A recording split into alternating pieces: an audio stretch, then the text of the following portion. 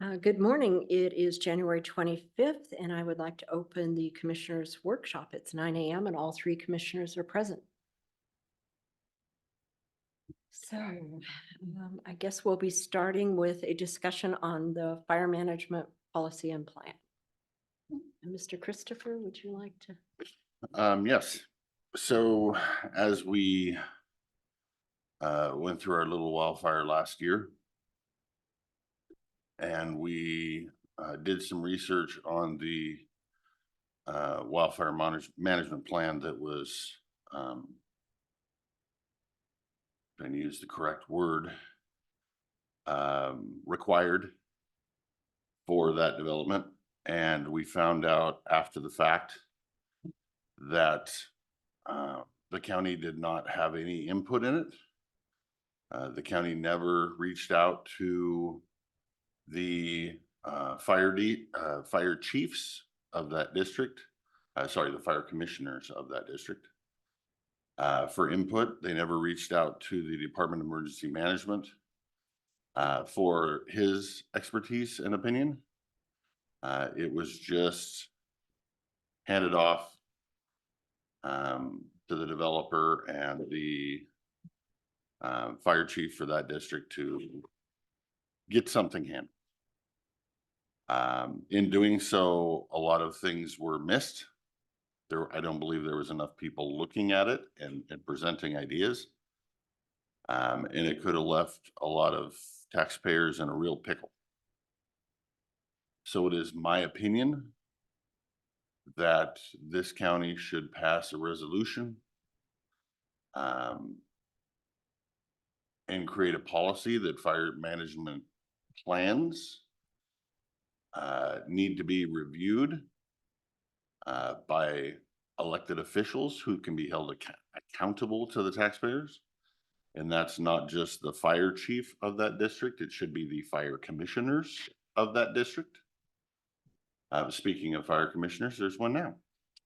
So the fire management plan, in my opinion, should be reviewed by the fire commissioners for input. The fire management plan presented by the corporation or whoever's doing it should be reviewed by emergency management for review and comment and suggestions. It should come to this board. This board should have a public hearing where the residents should be able to voice their concerns of the fire management plan. And then this board be allowed to use all that input to draft whatever requirements it feels necessary for the health, safety, and welfare of the citizens and this board would then give final approval of the plan.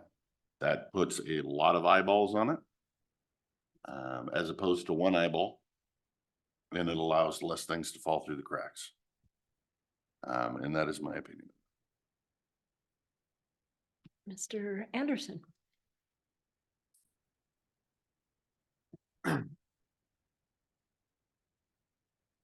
Do you have any thoughts? I just wrote this down, so I'm going to piece it apart. So Okay. it's a little different than what it was mentioned last week. So, okay, I can give you a couple of minutes. The first thing I'd like to start with is an apology from the Board of County Commissioners. Over the past year, we've worked on several issues that hindsight is everything, and our inclusion of everybody that we're talking about a subject that impacts their elected position or their department should be sought, and we should include them before we move forward with the public to say we're working on something. My phone rang several times with concerned people, including fire commissioners, that would like to be included in the conversations before we move forward. So that's bad on my part as a chair and bad on our part as a board. We do need to be more inclusive. It's hard when we're working because sometimes things are flying pretty fast, so we miss things. So I would like to encourage staff to help remind me if a subject comes up that we do reach out to all those impacted. I would appreciate it. But, so that being said, Mr. Anderson. I do have a question for Commissioner Christopher. What all would this fire management plan be used on? Excuse me? Like, is this anything that it needs an EIS? Is this anything that needs an MDNS? Is this any conditional use permit? What all would the fire management plan be used for? Anything that they are giving a permit, and one of the conditions of the permit is they must create a fire management plan. I'm not trying to create more fire management plans. I'm not trying to say, okay, you're putting in a swimming pool, you need a fire management plan. Whatever currently is run through the permit process, that one of the stipulations of the permit is they need a fire management plan, which is what happens now. I just want more eyes to see that fire management plan and be able to weigh in on it and make changes to it, not create any new fire management plans for any conditional use permits. That if somebody comes in and wants conditional use permit for a short-term rental, I'm not going to require a fire management plan unless that process already requires a fire management. Maybe we should bring Lori up to explain, and maybe Lynn as well on, well, probably Lori first, what all is needed or requires fire management plans now currently, and the process of how you get to that point. And I may miss something here, but for example, all of our conditional use permits, even short plats, basic in, rezones even, we do route those to the associated fire districts. And typically they comment, but a lot of the conditional use permits, we do end up with, in the end, if they go to a public hearing and do get approved, we have conditions to coordinate, and not necessarily exactly worded as a fire management plan, but work with the fire district, and often fire districts will provide comments that we could then incorporate into a condition. So I guess right now we reach out to the fire districts, and planning has a permit being processed. And they're even with some projects that we just do SEPA on. For example, they were on the Title 12 routing list for the SEPA for that. And even when we start with our pre-submission meetings, we often talk about, fire, especially with some of the conditional use permits where they're looking at creating maybe an RV park or a camp, or, or an event venue, that definitely reach out to the fire district as the applicant even before they apply. And we have in some cases even had emergency management and or the fire districts invited to pre-submission meetings. So we try to reach out to them. We don't always get response, but if needed, I'm sure we could work on ensuring there are conditions of some sort, in whether they're conditional use permits or subdivisions and so on and so forth, somehow have conditions. And So probably, for clarification, just because I think we're derailing a little bit, okay, I'm fully aware that when we do SEPA, we ask for input from fire districts, chiefs, whatever. And I'm also fully aware that on some projects, we actually require a fire management plan. I'm speaking today of a fire management plan, not for public input on SEPAs, but if you would like to require more public input on SEPAs, we can take up that discussion as well. They're two separate issues, and I would right. hopefully So don't confuse them both. From, For the no, sake of from your policy. experience, what have we required a fire management plan on? for example, I believe you're talking about the permitted solar project in the Bickleton, Cleveland area. And that went through an EOZ permitting process. So I actually wasn't directly involved with that. But I do believe one of the resulting conditions from the EOZ permit was to have a fire management plan. And did that come out of the EIS process? I do not know. Okay. Because that would be my assumption is that when you do in full EIS, you go out for public scoping. And one of the comments is there needs to be a fire management plan. And so that gets adopted into the requirements based on that E EIS. So I think maybe too, where there's a difference in talking language here. This process required, under my understanding, the applicant to submit that fire management plan and have it be accepted as part of the application. I think Mr. Christopher, maybe, Not correct. That's not Can I correct. correct you? um, If you would let me?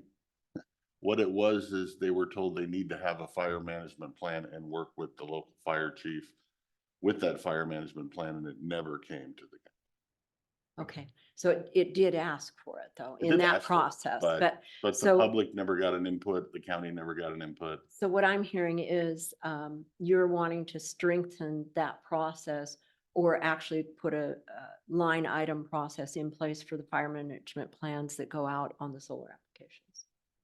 Not just on solar applications, any fire management plan. Okay. I guess what it comes down to is you need to define when a fire management plan is required. And I believe on the Lund Hill, that was done through the EIS process, through scoping, and through that process, then there needs to be a fire management plan. But like regular CUPs or zoning or rezones, we already do all the routing and everything.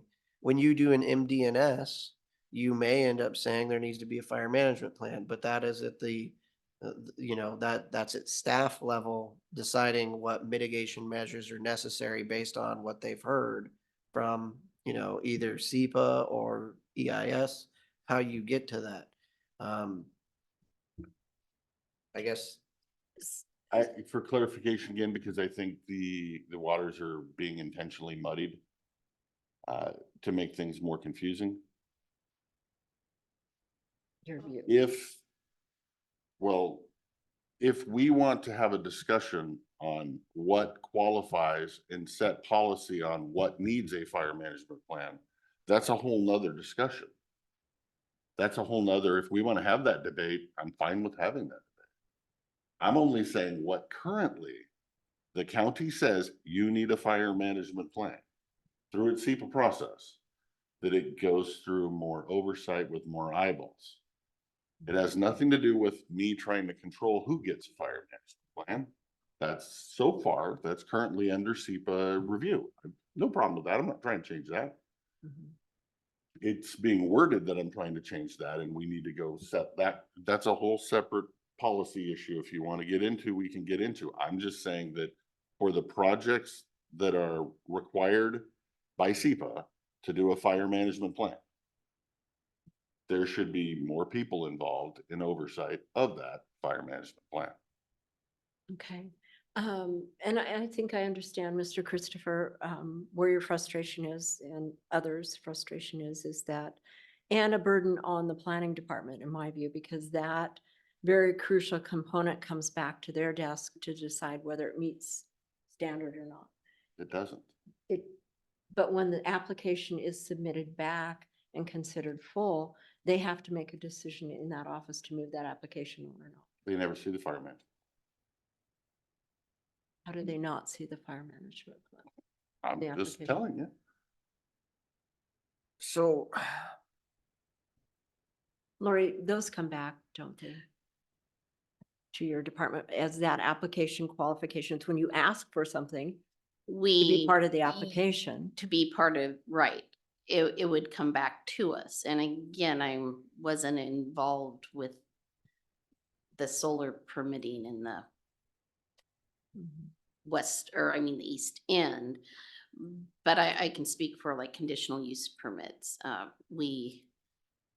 And often it comes to the Board of Adjustment who then would approve, we take the SEPA conditions, move that forward into the conditional use and have those as recommended conditions. And of course, the Board of Adjustment is the one who would then make that decision. And I don't believe in my history of working with conditional use permits, we've worded it necessarily as a fire management plan. Potentially, that's what it may have been called under campus, but I don't know the exact wording off the top of my head. But then we should, get copies of those reports back, a plan or a letter with the fire district in conjunction with the applicant saying, we've done this and we're going to, we've reviewed the project and with these steps, they have a plan. Sure. And at the commissioner's level, we do have the right for direction and policy and levels of where we'd like to see things happen. So I think the fire plans are incredibly crucial, and there's a lot of impacts there to the fire districts that we can't even understand. And setting a policy at what level we expect those to be at might help the Board of Adjustment when they're reviewing things that come back in. So they know our expectations. Otherwise, they're kind of flying blind saying, well, they submitted it, it looks good to us. If you don't mind, could we let Mr. Barta come forward for a minute, if you would? I would like to hear, I'm sorry to put you on the spot here, but we need to hear from the fire district side of this about these fire management plans and how crucial they are. And what would help you, because that's what we're looking for. I wasn't planning to speak today. My name's Dave Bart. I'm from Goldendale. I'm a Rural 7 Fire Commissioner, as you guys know. I haven't actually spoken about this in any length with any of our fire departments, so I'm a little bit uncomfortable picked on you. speaking for the fire department. Maybe just the view from your personal experience would. Well, I would say I can come up with 2 examples. And I have a question, and forgive me, I do not mean to open a can of worms. Was Under Canvas run by the Planning Commission? No, No, it was Okay. run by the Board of Adjustments. with the actually, it went Hearing to a examiner. hearings examiner. Okay, because of that, did that change the requirements in any way? In other words, did it change through the conditional use process? Would there have been a better chance that a fire management plan would have been done, or is it no different? In other words, The bigger the project, the more likely there was a requirement for a fire management. okay, even by the hearings examiner looking at it. Yeah. Right, and in the But- just Yeah. for that project, Fire Chief Long, Fire District 3, they were very involved with the project and still are actually. Right, and he as a did provide commissioner- comment, Fire Chief Long did provide comment. I actually read it last night, at least as far as I know. It might have been preliminary comment, just with concerns. So, I think a fire management plan is very, very important. I mean, so let me just speak to what almost happened. I've spoken of this before. I've thought a lot about the Night Road fire this summer, which actually burned across pre-optioned solar ground. All it would have taken was 5 miles per hour more wind on that day, and I don't think we could have caught it, and it would have burned well into Ponderosa Park. And I don't think once it was in Ponderosa Park, we could have stopped it. It's just not the way they behave when they're going. All it would have taken was 5 miles an hour more wind, or 2 weeks later in the year, I think, just that much more drying. So had that been in, for example, solar panels, speaking hypothetically, the fire would have been unfightable in solar panels, because the axes, as far as I understand, all run north and south, and the panels tilt east and west to follow the sun, to track the sun. Even if all the conductors and the main stuff was underground, we couldn't work in there. A big reason that fire was stopped when it happened was because Rural 7's cat cut the south line just like on a beeline, and he was the first one there. And so he did a lot of work that kept it from getting wider, but it would have come out wider on Pine Forest Road, and it was hard enough when it came out. A fire management plan that required some site preparation could only be a benefit to the health, the safety, preservation of life and property, and fire districts are about preservation of life and property. So some significant plan would have been very helpful. another observation is, I don't know, I believe I read this in some testimony from under canvas, but it would be helpful, in my opinion, if the people who have these major projects and are building them actually had a fire plan that is directly related to the site they're working on. In a case, I know in the case of Lund Hill, their safety plan was a copy and paste from an Oregon project. And it was for a long time well into the construction of Lund Hill. So I didn't look at their fire plan. I have to admit that. I'm just saying that when they start to build something that can impact the lives and property of people, they need fire plans that are specific to the site and spell it out. So that's one thing I think we can do, even if there's further EOZ permitting, we can do that. So I don't know if again, I didn't speak to anybody in our fire department, but a fire management plan would be very helpful to us to mitigate some of the problems that we face before the thing starts. Clarifying question, if I may. Would you as a fire commissioner be just fine with your chief being the only one to provide input? Or as you, an elected fire commissioner, want the ability to provide input yourself? I would say I have full faith in the fire chief that we have, no question about that. He's really good about informing us of stuff that's going on. So like anybody who is the executive power, whatever, in the fire department or whatever, he lets us know what's going on. So we know. I Do think you want the ability to make comment? I want to have input to him. Okay. So, I will say that I also happened, as I was searching, one of the blessings of not being able to sleep after 2 a.m. is you can get a lot done on research. And, I was looking and I was trying to find wax on something. And for example, I'm just going to use this other example, lithium ion battery storage facilities have a significant number of wax associated with them. That's really technical stuff. That's the kind of stuff that probably somebody with a greater expertise, certainly than I have, and maybe than we have, I don't know, has to look at. So anyway. Thank you. Yeah. And that being said, site specific is very important to me because every project's different. And so as we But that's kind of my purpose. The more eyes Correct. that are looking at it correct, and can call that out versus just handing it to one person and that one person going, yeah, it's fine.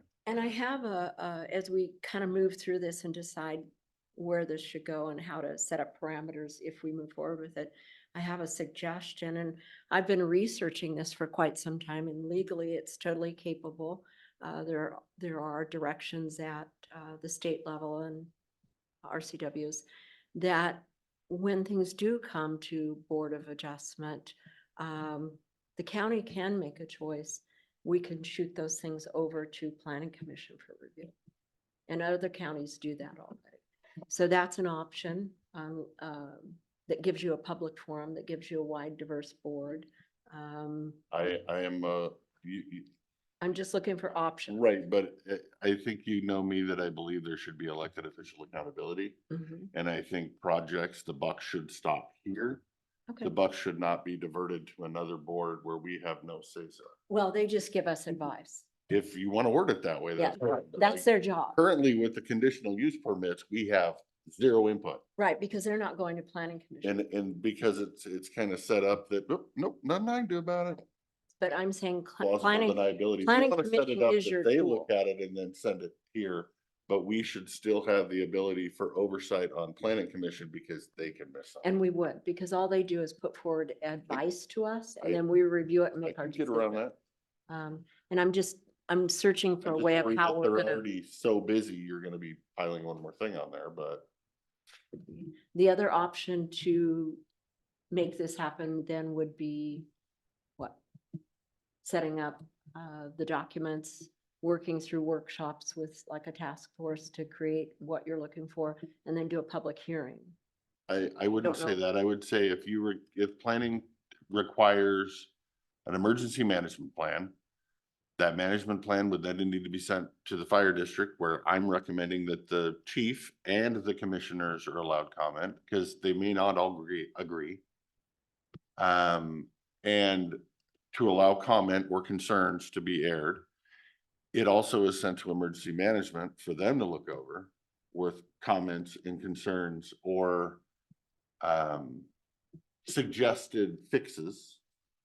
And then we have a public hearing where the public gets a chance to comment and concerns and suggested fixes. And then we sit in here and hash it out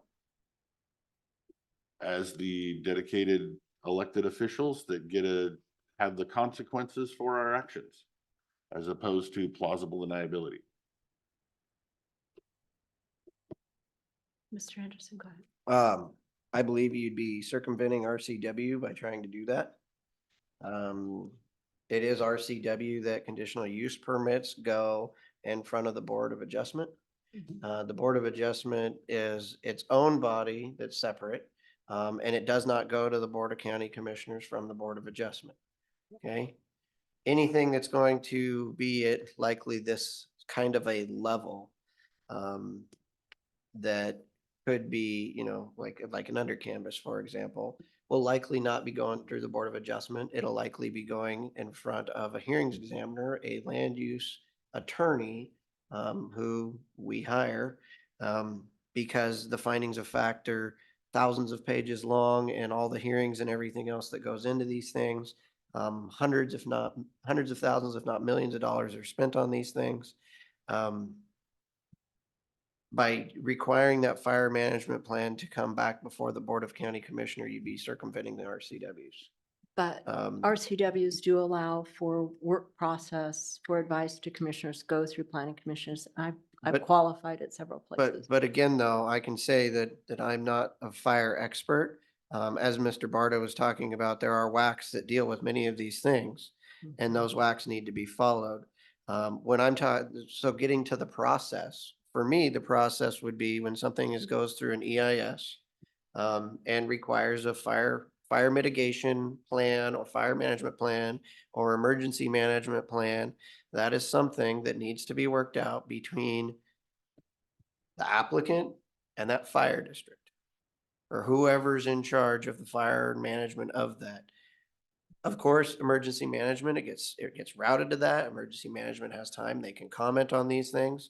But what I would say is that before construction can begin, and this can be a policy, before construction begins, there's an agreement between the fire district and the applicant for, during construction, how you will respond to fires.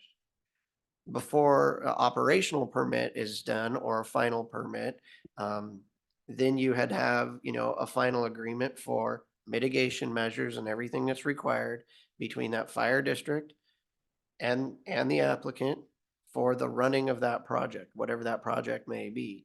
So that at least there's something that the fire district can look to of, if there's a fire, this is what we have. If it's something because you can't fight underneath solar panels, it could be you need to have this large of a swath around and in between and over this many places that is vegetation free that stops that. This is all about mitigation. This is, and the mitigation needs to be done between the fire department who's going to manage it, not between the Board of County Commissioners who aren't going to be fighting the fire, who aren't involved in it. And that's the direction it needs to go. And I think we already currently have that availability with what we do. And you do that through the SEPA process and through scoping. And when people comment, that comment can be to the county planning department, we would like to see a fire management plan. I mean, we have how many conditions that we already put on most, MDNSs that already allow for that. It's just something that planning would be adding to it.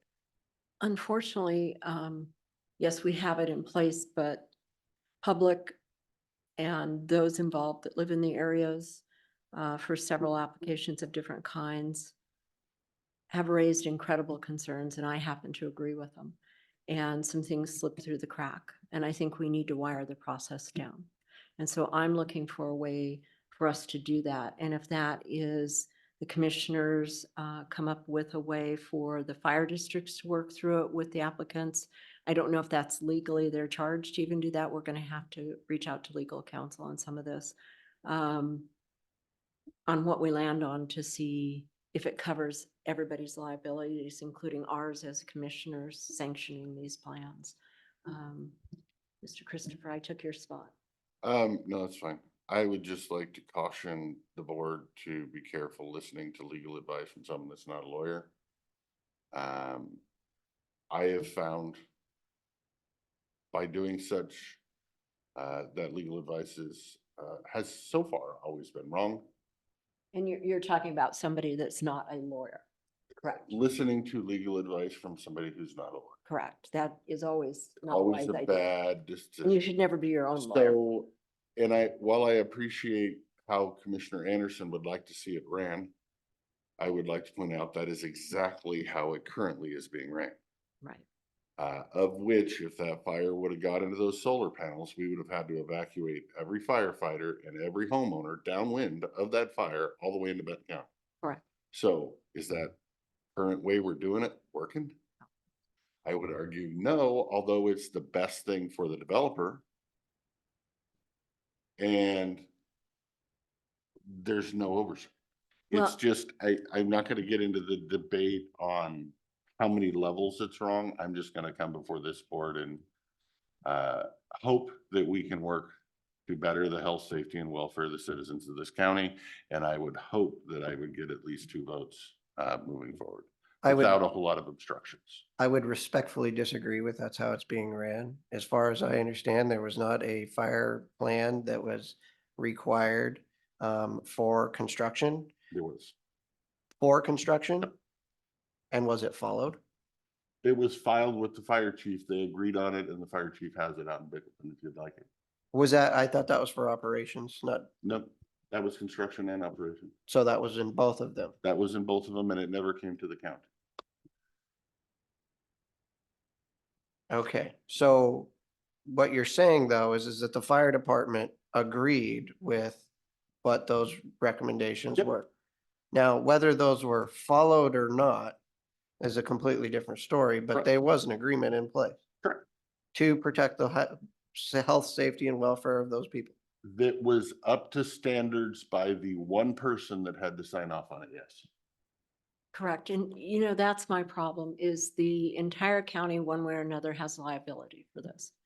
Depending on if we just let it slip through the cracks and we let it slide through with a permit and we're not taking a look and we're signing off on those permits, down to how many people in the end result have a fire and come back and say you didn't have a prudent fire plan. So now we're at risk one way or the other.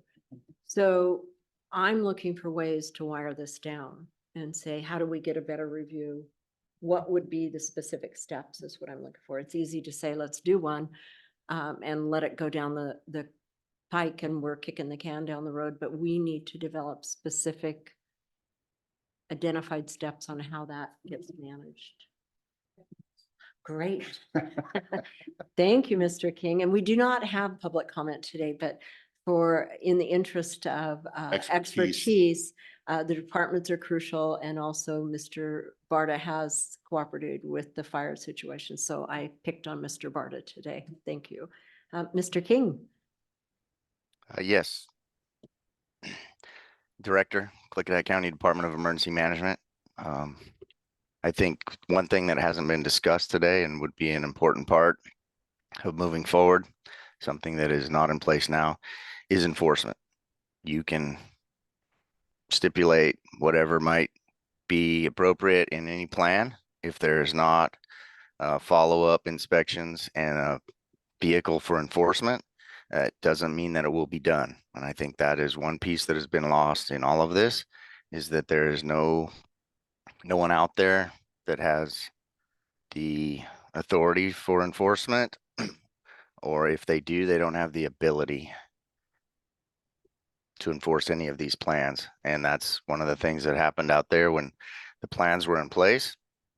But they weren't followed, and there was no enforcement capabilities.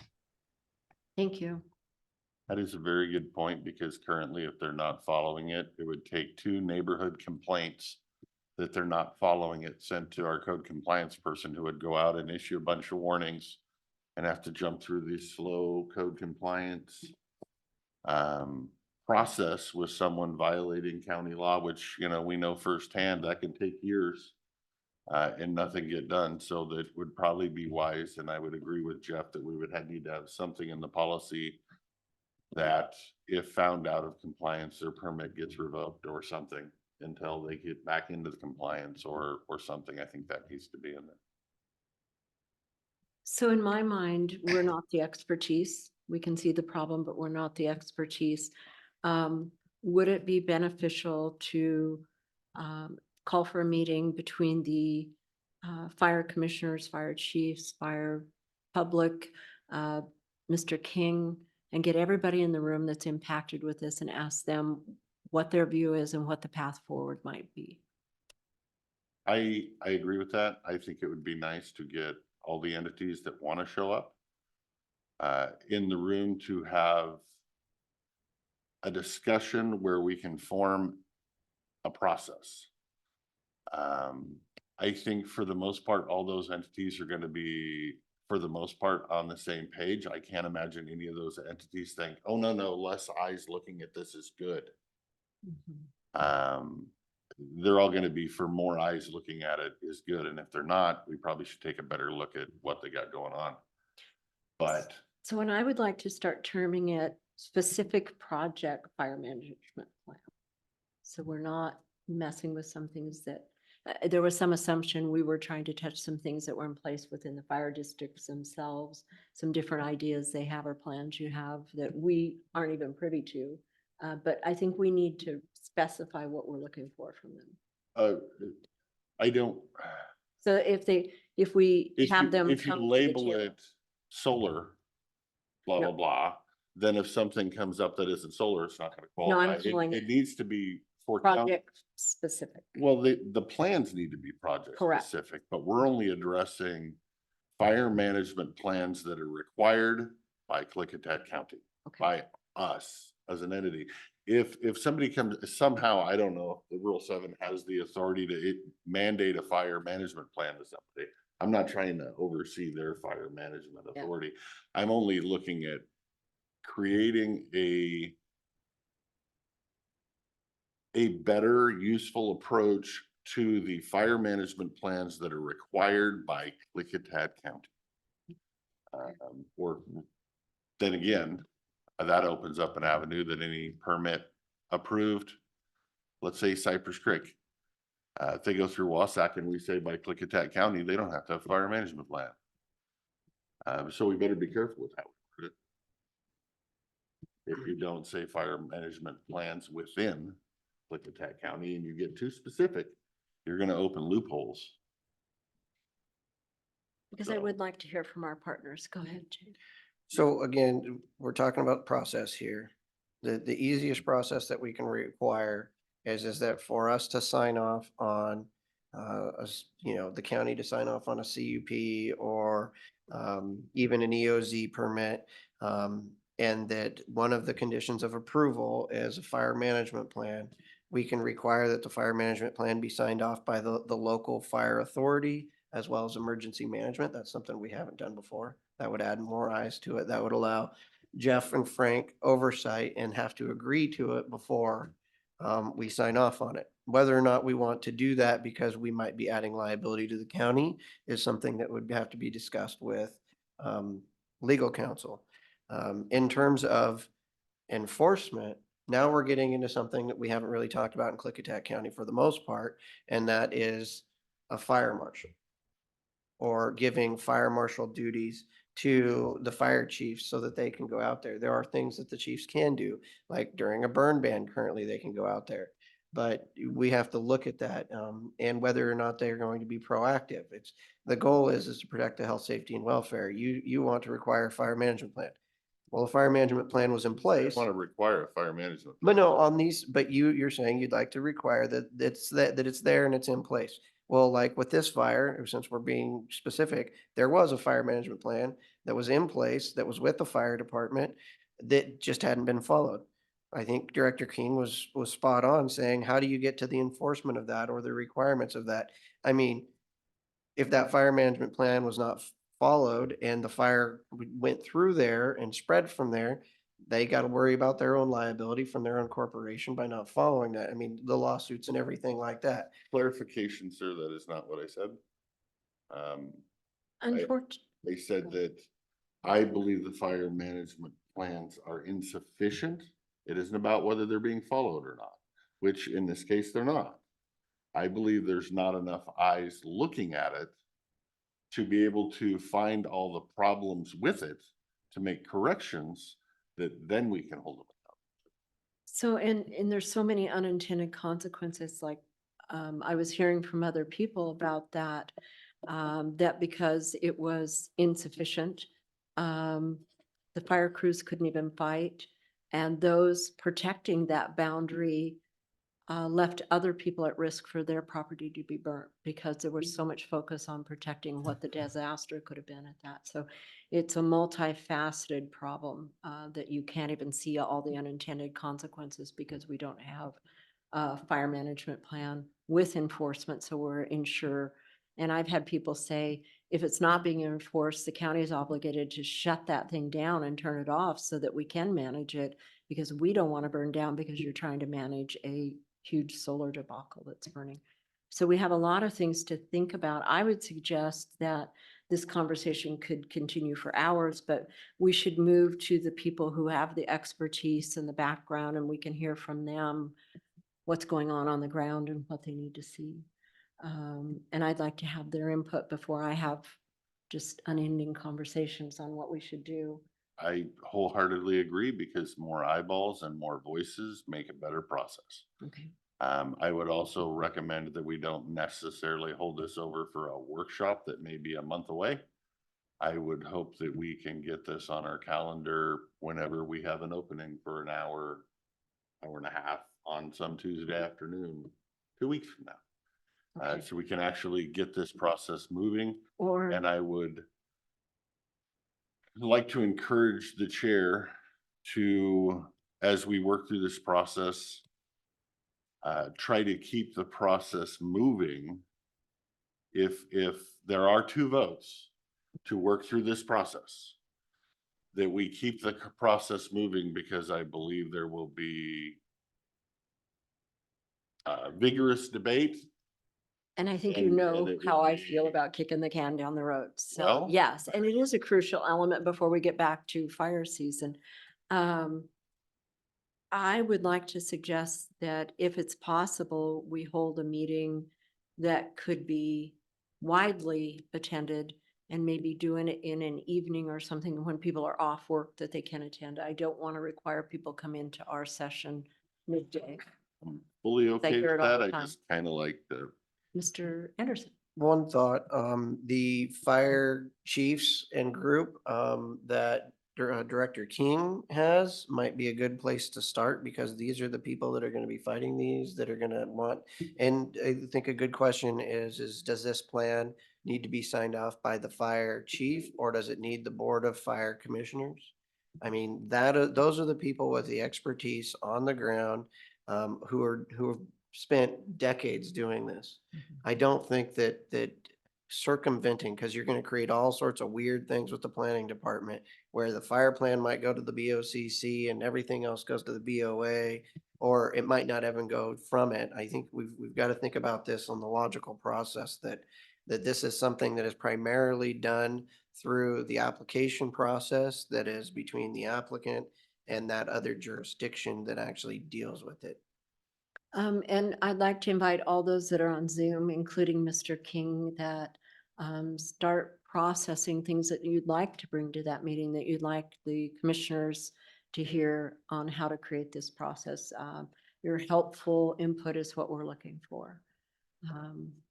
Elise, do we have any suggestion on evenings or times or anything that we could hold a secondary meeting, public meeting? How long do we have to put it out? I would recommend to the chair, if she will take my recommendation, that first off, we would need to post it. It would need to be 2 weeks. Okay. I would suggest we have staff work on a what do they call them? Doodle polls, where we can pick some dates, send it to the interested parties, say what time, what date works for you, and then schedule the date that works for the majority of them. And on an evening, whether that's a Tuesday, Wednesday, Thursday, because they might have fire meetings on Tuesdays, can't do it. They might, like us, we have it on Wednesdays. Do you have once a a month. list of fire Not on commissioners, Wednesday. fire There you go. chiefs and Mr. King? Yeah. Okay. And if you could get them Yeah, some, Just, yeah, send would out a be- little doodle poll or something and. I can facilitate that process with the clerk. Okay, thank you. if we can get that as quickly as possible, then we can pick a date and notice it, which now is gonna be 3 weeks out. If it takes them a week to figure out a date. But at least it's moving in the right direction. Okay. I would just like to say, from the planning department's perspective, working with the fire districts, they're great. If we have a question, we reach out to them, realizing probably 99% of them are all volunteers. So we do a lot through email, phone messages, but they're very responsive and very helpful.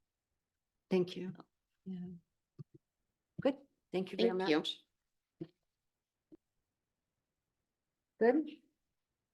Thank you, Madam Chair.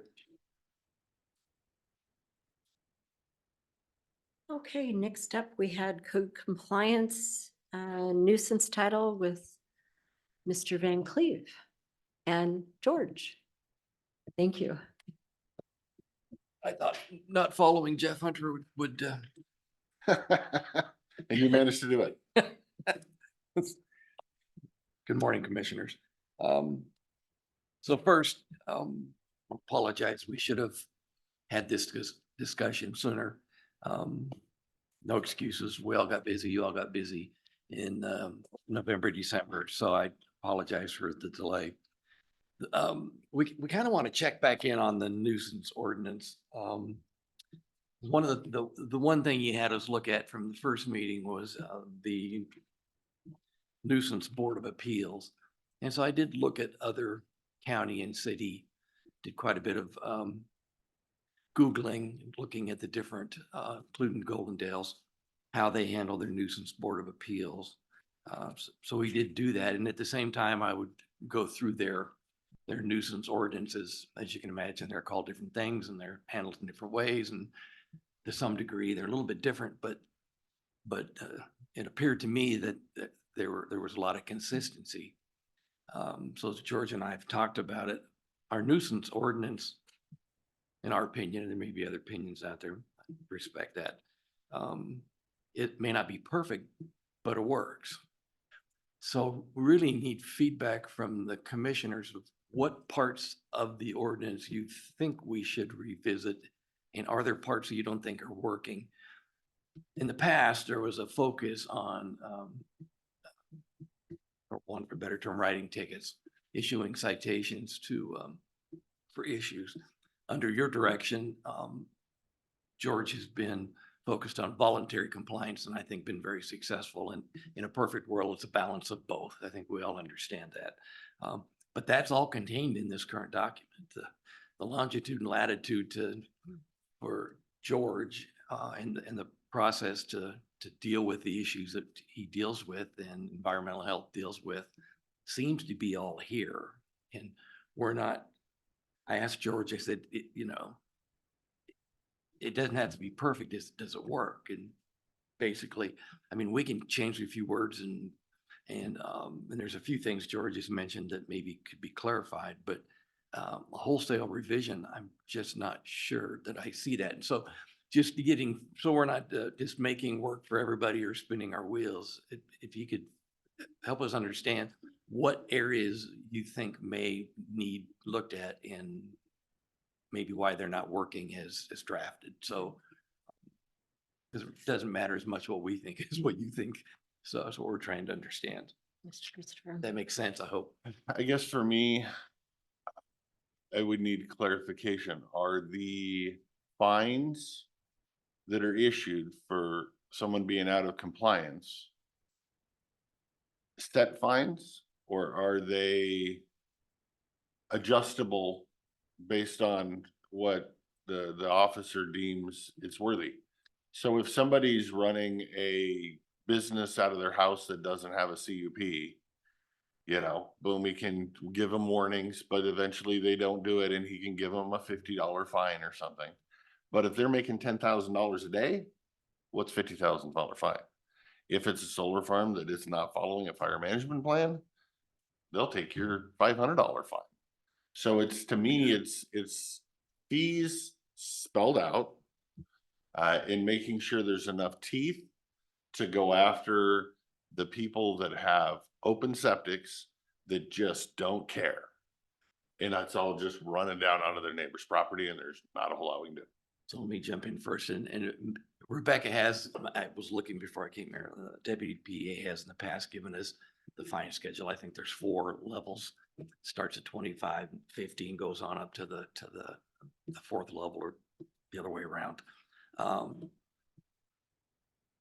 And I won't swear to this, past conversations, it's my understanding that, you know, and we don't write a lot of tickets, or citations, that we can use that fine schedule. So yes, there is a schedule that has been deemed for us to use that has, I think, 4 different levels, but we have the discretion of fining monthly, weekly, once, daily, you know, at different levels. And I think George, I believe, code enforcement officer has the flexibility to determine what level of citation he would issue.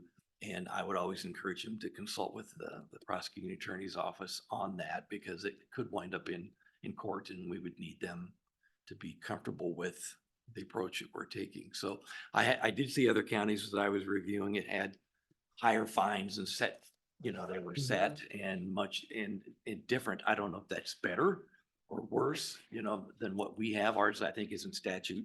I think, and I don't know if we write enough citations or have even before George to note that it doesn't work, because we haven't really engaged with somebody that we need to fine $100 a day, every day, all year long until we get, you know. So I think there, it appears to me it would work if we needed it to. Should the fines be 100, 200, 500? I've seen counties that had $500 fines at the top level. Maybe they had other issues that we don't have. I don't know. So I'm not sure if I've addressed that, but I think the way it is, it's workable. If we had to, if you're dealing with a multi-billion dollar company, you can fine them $1,000 a day and that may not have an impact. Right. So I don't know what would be the right fine amount if. So that's kind of my, for me anyway, I want to make sure that we're covered. If we have somebody making $10,000 a day, they're just going to pay the fine. They don't care. If they're operating illegally right now, they're going to continue operating illegally and they're just going to pay whatever chump change ticket, if we ever got around to writing the ticket. The other thing is I want the nuisance board of appeals to be clearly spelled out. It is my understanding that if the code compliance officer goes after somebody for a code violation, the nuisance board of appeals is for that person to come appeal George's decision before a board.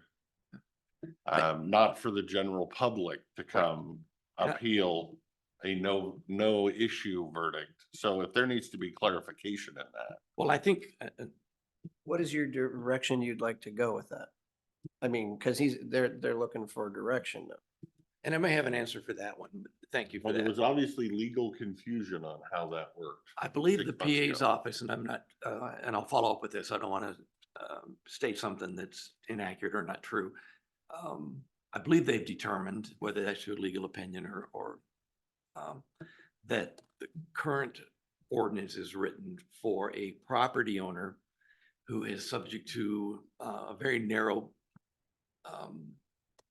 action by the codes enforcement, a lien, an abatement, you know, very, you know, so it's very narrow and it's only for the property owner to appeal that action, because all the fines that goes through courts, many other actions have different So avenues that's to only go. for abatements.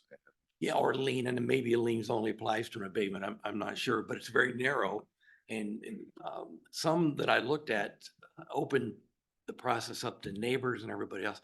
And they have full-time hearing officers. And I mean, I think then we would just create potentially chaos and what becomes a tool then becomes a weapon potentially. But the way I understand it currently applies for us, it's only for the property owner and only to appeal an action taken against that property, such as a lien or an abatement, which I think would wind up in a lien. Right. I am fine with that, but I also feel that, in my personal opinion, that if a property owner that has received $1,000 citation every day feels that's a little excessive, they should have somewhere to go to say that's excessive. But if that's the court, I, then Yeah. I'm fine with it. Well, and I think that in my mind, what I see legally happen so many times is when you get into these battles, a lot of times before you get to the court, you get to have mitigation. And that's something I think we legally kind of have to offer, and that staves it off from it being offered at the court level. and I will follow up with the PA's office on that, but I think that is the case. That those fines then would be, it would be a court issue and the judge would ultimately have the final decision Okay. on that. And But then I will my confirm that. only other issue, and then I'll wrap up and be done. My only other issue is I would like it a clear and concise project process. We work through the flow chart kind of thing. So that when you go out and you talk to somebody, you can hand them a piece of paper and say, this is how it works. And they can see, if I comply, this happens. If I don't comply, this happens. If I don't comply, this is the fine schedule. You know, they need to know all those things. They need to be open, transparent, on paper, handouts, whatever. And as long as we're doing that, I'm good. And I think, and then we'll let yours, I think that clarifies it for me, because earlier on when listening to discussions, it appeared that the flow chart would be about what the code enforcement officer would do on any particular case, and they're all different. Right. But I've seen many counties on their webpage will have a flow chart, a process, so that the property owner will know where somebody filing a complaint starts here, it goes here, and that, it may go over here It to the gets to that fine, danger may point. go over here, We but. don't have that good of a website. so- But I knew you'd do that, but it's general enough to apply to the process and not to any specific issue. Is that correct, sir? You jump in now. Yeah, Like so you a lot to disagree. cover. So, a lot, so I agree with, Commissioner Christopher on the fine table. That's just my opinion. I think if the county can give out a table of, let's say 4 fines. Even if it's ranges. I'm Yeah, fine with that. ranges. It's provides better transparency to the public. So I could say, where did you come up with these fines? I can just say, well, it's within the fine table, I'm being fair, I'm being, whatever the case may be. And I think we have that. Rebecca's provided that to us. In the Yeah. past. That's And only it just- statute though, correct? That is Yes. what is, so there's, So it's that not- is statute and that's a citation, right? So that's different. So there's administrative fines, which we don't have. Then there's we're going by statute, which when you give someone a fine and they appeal it, they're going to appeal it to the judge, district court judge, right? And that's in statute and they're very low. Mhm. In order for us to create a different states, we need administrative fines through our local ordinances. Correct? That's the process? I I can believe, speak to that. yeah, I believe we can use the fines that are already established, through RCWs. But I think, from my understanding, there's not really like it can be really low to the max is pretty high. So if the county was just to come up with essentially a range that we agree with, from the ranges that already are established, we would. On the other hand, another way to look at it is it's currently written broad enough. We have flexibility, and the more you're trying to define it, then the more you kind of limit yourself. I believe the highest level fine is a dollar amount, but I think it says, I think it's daily. I if was you want looking to be for it. I daily. think it says, or at that point, the fine can, the fine can meet Right, per the occurrence. seriousness. Which could be daily. But the Yeah. problem we have is that in order for you to issue that fine per day, you have to go out and physically go there. So you Yes. gotta go there every day. So you'd be Yep. driving around every day at the same place. What he does to now. issue Another Yeah. fine. Which I might also add, Bad it enough, might then. be helpful to the code compliance officer if this board would budget, $300. So he can have a drone that he can take pictures of a property when he's not allowed on the property. That would be helpful. Are you really, really? We had this conversation. Yeah, Yes, I we- don't think legally you have an option to do that. We'd have to show. Again, we're getting legal opinion, but Well, we don't want to get sued. nobody owns the airspace. And Yeah, somebody they- has talked to, It's a property right. I have a No, it realtor degree. we- Yeah, it is. we're really pushing property right boundaries here with that. I think Um, if we, I like the idea of the drone if the property owner consents, because then we can have an aerial view of how many vehicles are on the property without me actually having to go in and, bump into people's dogs and Yeah. wildlife. So they and- might be willing to let you determine that, but they just don't want you physically walking through their. property. Yeah, I mean, yeah, and it's less Also- invasive. Also don't want you to physically inspect their open septic tank that's leaking onto the neighbor's property, and we have no way to visually enforce the code that we currently have for a year and a half. Because we have no access on the property because they want to continue to break the law. Well, number one, I don't believe it's legal, but number two, if you'll remember the discussions we had about flock cameras, this will not go over well. And I think we have the ability, again, to get a warrant to go on property if we have enough You do. cause, and there's a process that. Yep. I don't know what it is to go through to get that, but I think that is an option we have, and maybe it's a worst case or it's a severe case, but, so. But We dropped the drone and it doesn't sound like you're getting one, so we'll leave that But alone. going back to the fines, really, this is one area that I would really like to be in the code language.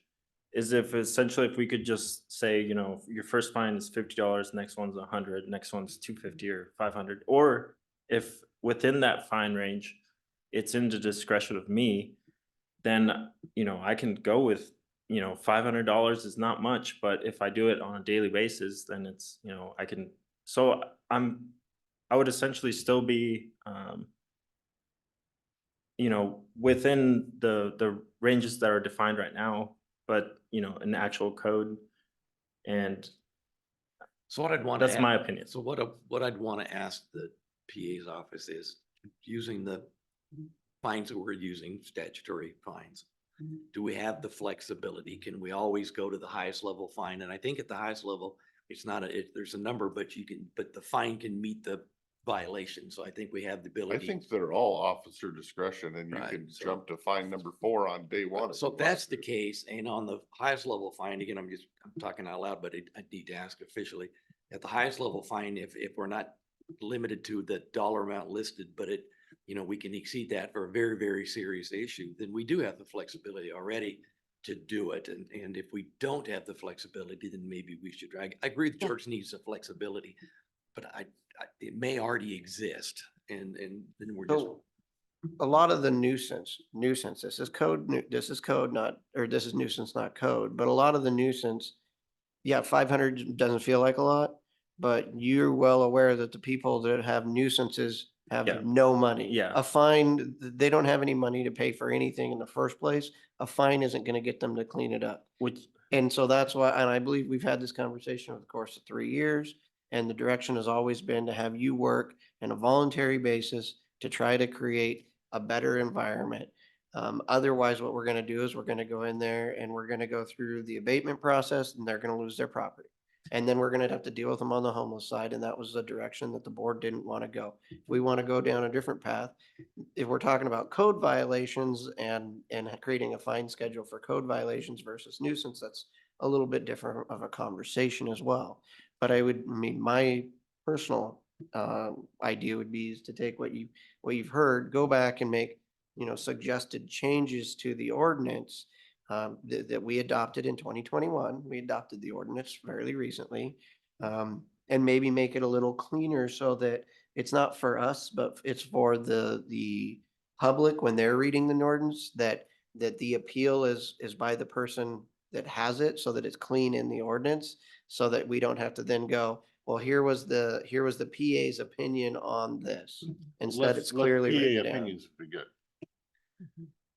yeah, so to I go don't back. know that there's that much tweaking to be due, but I Yeah. do agree with Commissioner Anderson. There's gonna need to be a different when you're dealing with somebody with a nuisance versus a code violation, that code person could be making $300 a night breaking county code. They might need a different fine than somebody that doesn't have $20 to their name. Which, So I just want to make sure that's spelled out. Mhm. And now maybe it shouldn't be spelled out the actual dollar number in this, because then when the dollar number changes via the legislature, we have to update this. But at least it should be explained here where those fee schedules can be found. And then we'll have the fee schedules on a separate piece of paper, so we don't have to keep amending this. And I think that's good direction, you know, it needs to be polished a bit, maybe, but not wholesale revision. And what I want to, because I think George and I are on the same page, but my thought is, ultimately, what only really matters what you think, is if the current fines give George the flexibility he's looking for and what he's talking about, then let's use what we got until we run into a problem, because we don't issue a lot of citations, and I think that's good. I don't think we can measure the success of this function by the number of citations we write. That's not the direction you've given him. And he is very successful at voluntary compliance. I see it all the time. But if the current fines that we use give us the latitude and longitude to give him flexibility, then I'd hate to change it and then find out that didn't work either. I don't know why other counties have, some have set fines of up to $1,000. Maybe something didn't work for them. I don't know if they're, I just don't know enough about why they've done that and why we're doing it the way we're doing it. I don't think we have enough data to say it doesn't work if we have the flexibility that George is looking for.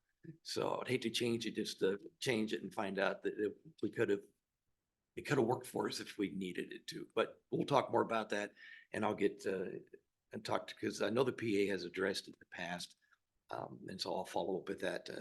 And I've misquoted them at all. I apologize. That's not my intent. Sounds good.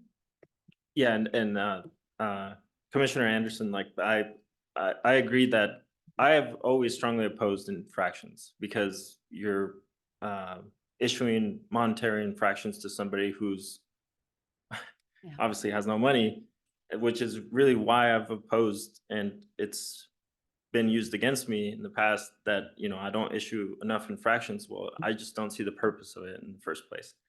And part of why I brought up fees was because, you know, it was mentioned as something that we needed to address when we asked earlier on what tweaks we needed to focus on for Title 24. So that was mainly the reason why I brought up fees. But again, I don't like to rely on infractions.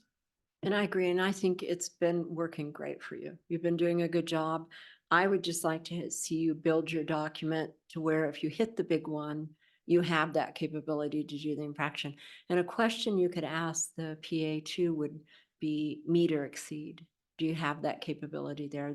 I think that's how some people got to $1,000 a day. And we may already have that answer. I just, Yeah. Don't- And then if you choose PA. to go for the big one, because that might be a little more impact. If a bigger one comes along your way someday, they can say, oh, ouch, if I do go that far, it's going to be $1,000. But that's the clarification I'm asking for. Is Yeah. once you find that answer out, it needs to be spelled out in here crystal clearly that if there's another board a year from now, they're not asking the same question and have to go across the street to get an opinion to read a document.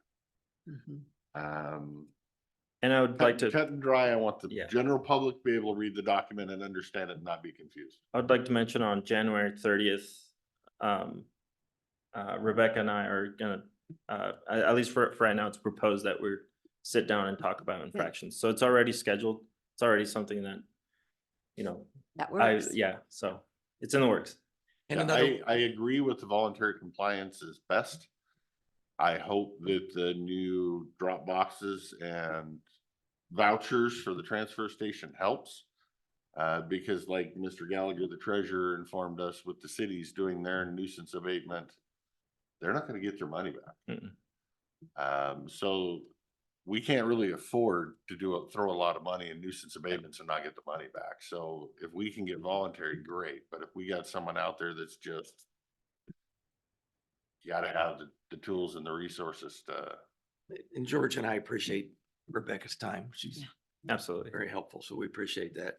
And then another way maybe to approach it, and we'll talk about it. And, sometimes I've seen on counties, they'll have frequently asked questions to provide clarification, because generally, I think some codes or ordinances are written broad enough to cover a huge amount or a very wide amount of potential issues.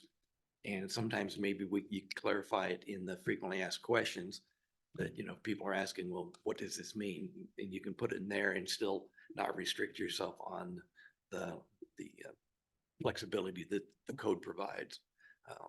If you saw some of the pictures and things he's dealing with, I mean, it covers a number of, and no definition will ever be perfect. I think one of the ones he mentioned that he'd like to talk about is the vehicles, right? Yep. And you know, we'll bring something forward on that, but you know. Bulk vehicles, you mean? So Title 24 defines junk vehicles as any wrecked and inoperable, abandoned, or disassembled commercial coach, park trailer, recreational vehicle, boat, automobile, or other vehicles is essentially immobile, disassembled, or extensively damaged, and then it non-functioning motor, transmission, or differential, or that has an approximately fair value equal to the value to scrap it. And that's where kind of, I think, Scrap isn't worth much right now. no.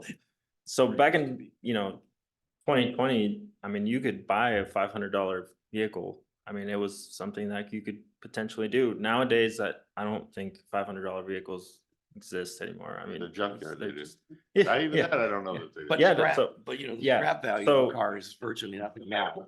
So according to WSP, scrap right now is worth $76 a ton. And I did an online inquiry from a private site, which coded scrap value prices at $200, and that was for a 1.3 ton vehicle, or approximately 2,600 pounds. So scrap value, you're talking $200. A car has to be essentially worth $200 to be defined as junk. And I mean, I was looking up on, But can Wait, we it- change the language to it says derelict vehicle? or. yeah, Yeah, so it's either it's less than $200 or it has that whole list of other things. oh yeah, and yeah. And all that other list is definitely gonna be present if the car's worth $200. Yeah, which is the fair market value really just, a lot of counties I've seen kind of abandon the whole junk vehicle and move on to calling it abandoned vehicle or That's what I'm Hulk saying, vehicle. abandoned or Yeah. Hulk or derelict So or. right now, county code defines junk vehicle, and that trying to call something junk nowadays is One man's harder junk than is to- Another man's yeah, treasure. than to call it just an abandoned vehicle. So I would rather rewrite county code to just, instead of saying junk, move it to abandoned, and then we can, piggyback off of some existing RCWs that already classify abandoned vehicles. The definition of Yeah. abandoned. Yeah, I So- like that. So I think those are the kind of things that I like that. George will bring Yep. forward for discussion. Just and then, housekeeping. Mhm. Yeah, and then I would also like to really pass on the responsibility of removing junk vehicles off of the county and more onto the property owner. I recently went through a divorce and I had a junk vehicle in my shop. So I had to get rid of it. And I called the sheriff's office, did a Hulk inspection, and then just posted it for free on Facebook. And I had tons of tow companies come over and they're like, we'll gladly take it off your hands. And once you have that Hulk inspection, I mean, it's essentially, it's saying that it's not stolen. And now you can take that Hulk certificate and take it to a junkyard and then, get rid of it. So that's what I would like to kind of transition into. Instead of the county taking on the responsibility of moving these vehicles, it essentially transfers the responsibility onto you. So Is there a fee for that Why is inspection? it already not like that? No fee. There's no fee, no. Good. Why is it already? I mean, it's their trash. Yeah. We don't just go clean up their trash. Yeah, We issue them which a is- fine for not cleaning yeah. up their trash, and we should be able to issue them a fine for not getting rid of your Hulk vehicle. Which in the past, that's how we've done, that's where it eventually ended up in abatements where we have these huge, like operations of removing, 20+ vehicles off property, and it's placed as a lien on the property. So essentially, yeah, the county's paying to remove these vehicles, and then the monies or the fees being placed back onto the property owner, but One clarifying too, in the past, what I've seen with vehicles like this is they also denote if it's a inviting nuisance to, say, the neighborhood children, if there's broken glass, oil going into the soils. Mhm. We have some collectors yeah. of vehicles that I wouldn't want, but they have them, Yeah. arranged, and they saved them. And so being careful with that document not to impact those people, I guess. Yeah. Really make sure it's a problem. Yeah, which right now the county does offer, part of coming into compliance. If that's the case, is you can have these vehicles on your property as long as they're enclosed. It's Mhm. a privacy fence Okay, around the okay, vehicles, or they're stored within, a shop or something. okay. Good to know. So again, maybe it's just how we word things to, Mhm. Well, and I think it's how we word things, but it's also how much document or handouts you have for them. So when they have Hulk vehicles, you can say, here's the flyer on Hulk vehicles that shows you how to contact the sheriff's office, get the Hulk certificate. When you're done with that, these 5 tow companies will be happy to take your call and pick up your vehicle. Here you go. Because if you're doing the work for them, they're more likely to do the Yeah. work. Which is, I mean, I would only get involved obviously when someone complains, so then it becomes my issues. And then they have to come into compliance in order for me to, disengage, so. But tow companies in the area are not, I would like to see the county come with, at least, have a contract with somebody. I know it's difficult, I know. See, our problem is they charge us a fortune, and I can tell you the last abatement person that I talked to about cleanups, because it was a county vehicle, the price to haul the county vehicle that was an abatement, if there was a situation like that, would be astronomical, because they're gonna bid on it as if the trunk is full of asbestos. So it's gonna cost us 5 times more than it cost any private party. Yeah, So I don't know that we're getting it a token. which is why I mentioned earlier that I would like for the county to really just disengage from, it's our responsibility, and hey, now you have to come up. I don't know how is it our responsibility?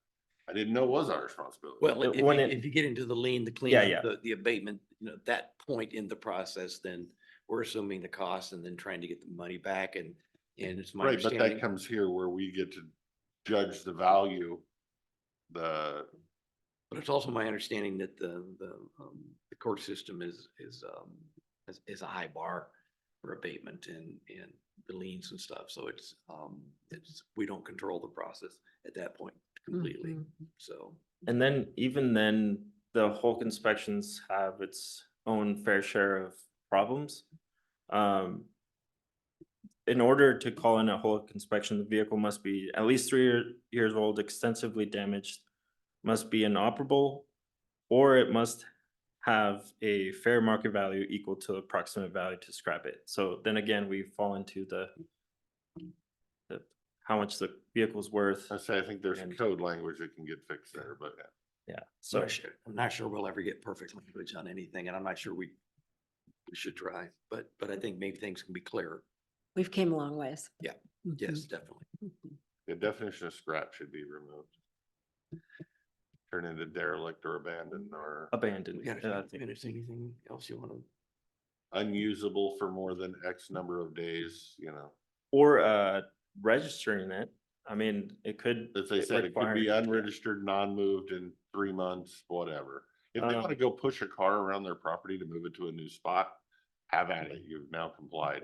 But if it's sitting on jack stands for 4 years, I think it doesn't So comply. would you prefer that we schedule another time and so George can go through each of the ones, or do you want us to just prepare a draft document so you can see Yeah. I would what's like been to see a removed, draft. what's been changed, and then, you know, and of course, everything has to go through legal review and public, I mean, there's a whole process, but that help us get the process to keep the things moving forward, so. Yeah. You comfortable with that? Yeah, and then just lastly, I agree with that we should work on the board. I personally think it should be just a board of like peers, with some people within the county that want to do it, volunteer for it. And it should be a buffer between the county and the legal system. And really, it should, for people to voice their concerns, but only for people that are involved. I don't believe that, random people from X, Y, and Z can come in and say, well, I don't like this or whatever. It would just tie up too much of my time but And the way I understand and read it, I think that currently exists, though I do think one thing that I've had conversations across the street is the rules that they use, the current, they're allowed to adopt rules of procedure for conducting their business.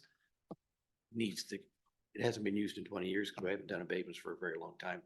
And my understanding, there's some general concern about, I mean, they have subpoena power as, the current rules, when they were last used quite a while ago, they're pretty extensive authority. They should be reviewed legally to make sure that there's checks and balances in that, of what that committee, and right now it's one from each district. So I think it is volunteer based and one comes from each of the 3 districts. So I think before we would ever have to use that again, we definitely want their rules of procedures So reviewed. include that in your discussed. discussions. more homework. Yep. Or suggested edits, yeah. Yeah. And then finally, since I have a few minutes, I sent you 8 applications that we've got for the natural resources. I think maybe we should just have an executive session. I don't think we're going to use, if we have an hour set for our department update next week, I don't think we're going to use all of it. We can carve out enough time to discuss these. Okay. Frankly, I'm not sure I've looked at them a couple of times based on what I know of you. I don't see many, if any, that would meet what we're looking for, but again, it matters what you think Okay. more. Yeah, So, let's have that discussion. but there's so many of them, I think it'd be better to do an executive session, which we can do and should do. And decide if you want to go forward with interviews or look at other options that have been discussed. Okay, that'd be great. All right. Isn't it amazing? I think we're entering a new world from application. There's a lot more people applying yeah, for we- things. Between this and the planning is 40, 45 applications, I mean, Yeah. it's over 20. This one, I'm starting to Awesome. think people are padding their resumes or trying to get a raise at their current job by applying for this job. I will say planning was fairly focused. There was, most of them, if not all of them, One's were in pretty certain big, parameters. yeah.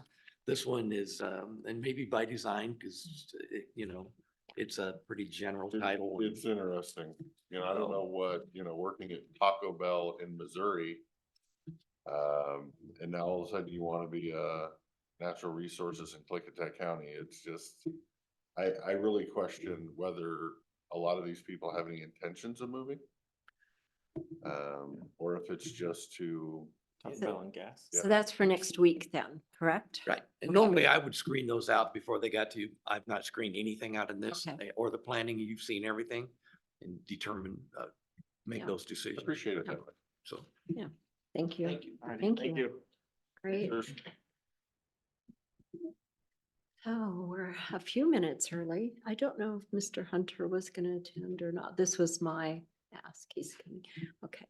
Any general business we'd like to talk about until 10:30? Mr. Vice. Nope.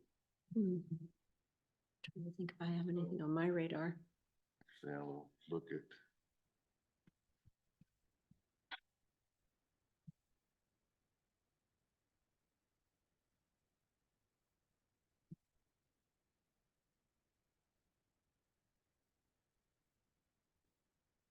The bill that was being presented with Yakima County In regards to solar applications in water, that's moving forward. There's a comment period today that ends today, so we did not have time as a BOCC to come up with a letter from our BOCC. So if you'd like to comment individually, you can search as a commissioner, you can search I- that out and put I a comment will in. remind the board that when I sat on Wasack last year, that was my job, is to bring that information to the board, get a vote on the board and testify before all those things that the board chose to testify on is part of the duties of the Wasack position. And I haven't heard any of that in the Wasatch conversation, so I don't know if that was, this is something maybe that it hadn't been brought up there that needs to be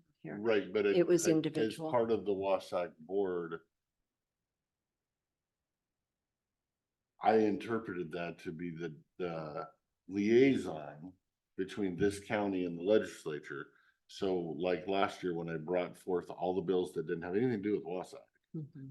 and were gun bills or electric bills or small gas engine bills, I brought those up to this board Okay, so, weekly, and then we took votes on which ones we wanted me to testify on and which ones we didn't want me to testify and we're on. gonna stop there because that's kind of one of those, we're a board of three. And I feel that that's a little bit on the inflammatory side of throwing something out there for lack of responsibility on the part of someone. And I don't appreciate it. And I'd like to just move forward that we have it in front of us. Everyone has a very busy schedule and I don't know exactly how widely broadcast that was for keeping an eye on the ball for bringing it forward. And I don't want to assume it was intentional. I would remind the board that I sent the hot list to BOCC as soon as it came out, and then they sent it to the board. Mhm. I've asked each week, except for this Tuesday, we had a busy Tuesday. Have you reviewed that hot list, and is there anything you would like me to do and to take action on? So let's. Yeah, just it to was, correct it was that. off my radar for sure with the schedule that we keep and the things we work on. I would have preferred we were able to have full discussions as a BOCC and comment, but we didn't get there. And so I was just reminding that you do have a chance individually to comment if you'd We like. can't individually testify at that hearing without it being an open public meeting violation. Can you submit public testimony individually? That's what I'm asking. Actually, we That's can, all I'm asking. we can all submit testimony. We can all state, I'm a commissioner of Klickitat County. This is my concerns. And that's what last year, if it became in front of the board and we said, then we could give authorization to say, the Board of County Commissioners, and I am speaking for the Board of County Commissioners, that is the only difference. And I have used that. Okay, that was my update. With that, is there anything on the hearing schedule or the hot list that either of my seatmates would like to discuss for the next 2 minutes? That we would like me to go in front of the board or the legislature to testify on, that's moving through. I know last year we focused a lot on the Wasack projects. The Wasack had its priorities. All of those got completed this year. From Wasack, as I had stated, we are just responding to what's being put out there.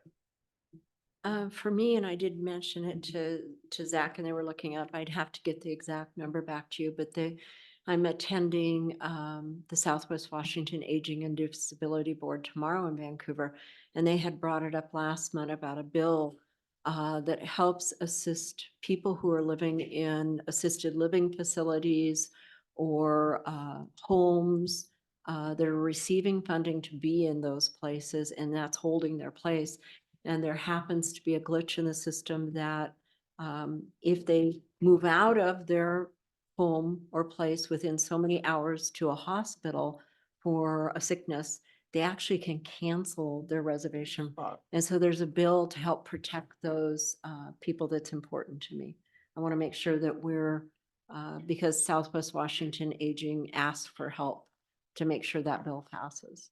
And I can't even imagine that that is something that happens Do you in life. remember the bill number? I'll get it for you today. And does the board want to take a vote that we testify in support as a board?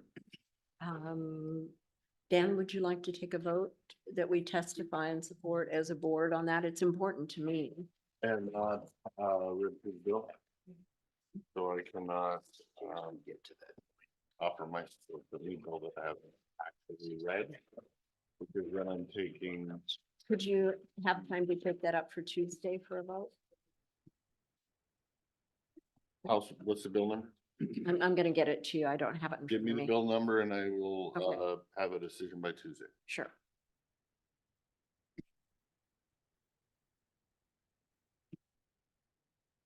Cause I'm sorry, but what I found is sometimes in Buried in a bill? briefings. Yeah.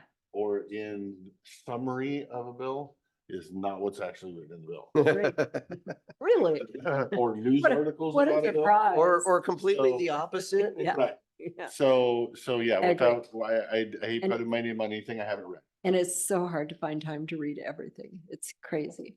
Mr. Hunter has joined us for Title 12 discussion, and it is 10:31, so we'll move on. Yeah, Ron ate into my time. Thanks, Rob. It's always Rob. It is, yes, of course. Yeah. Well, SEPA's done. Comment period's closed. We didn't receive any comments. Wow. We didn't expect to receive any comments. We've really reached out to a lot of people on Title Okay. 12. And so where we left it before is, I think, and I can be corrected, is we had two sticking points.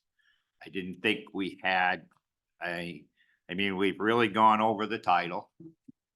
And there were two sticking points, unless the board would like to do something else, or we can just jump into those and make No. it a short session. Go ahead and let us know what your problems are that we can help with.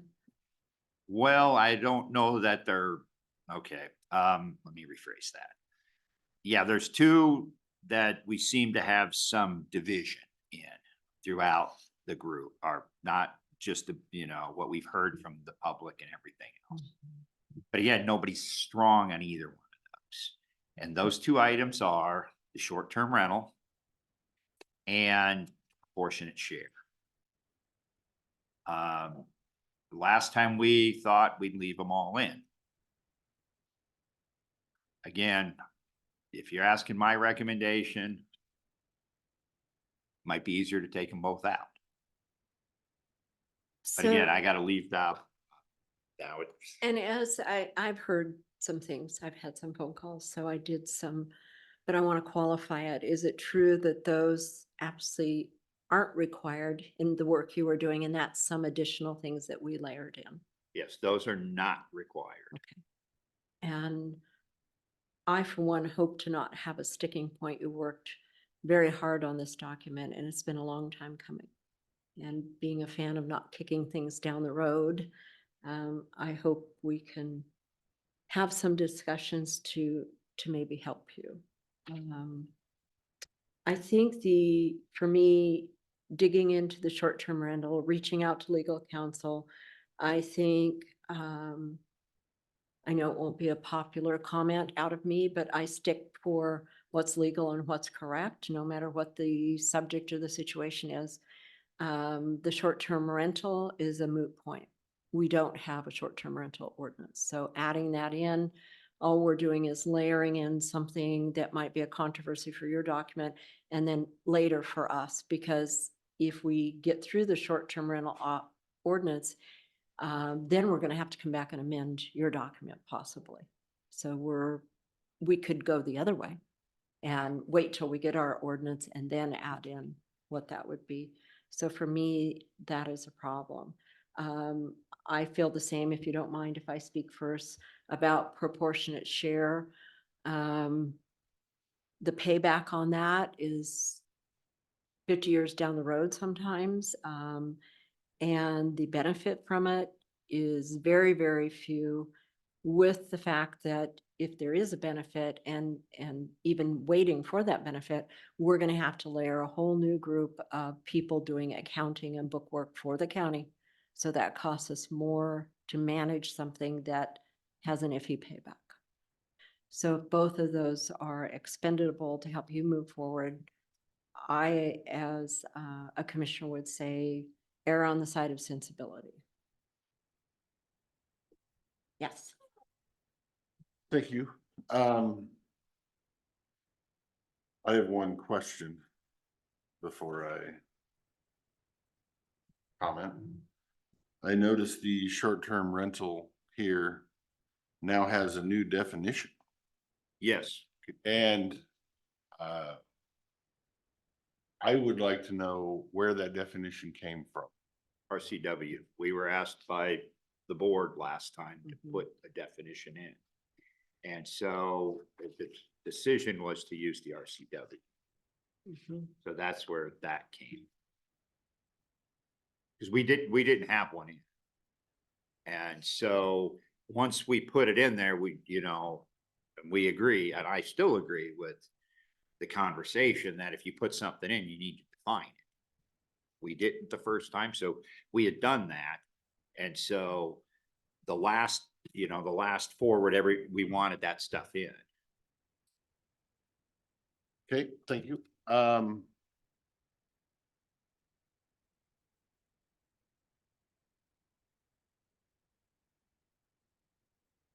In the spirit of compromise,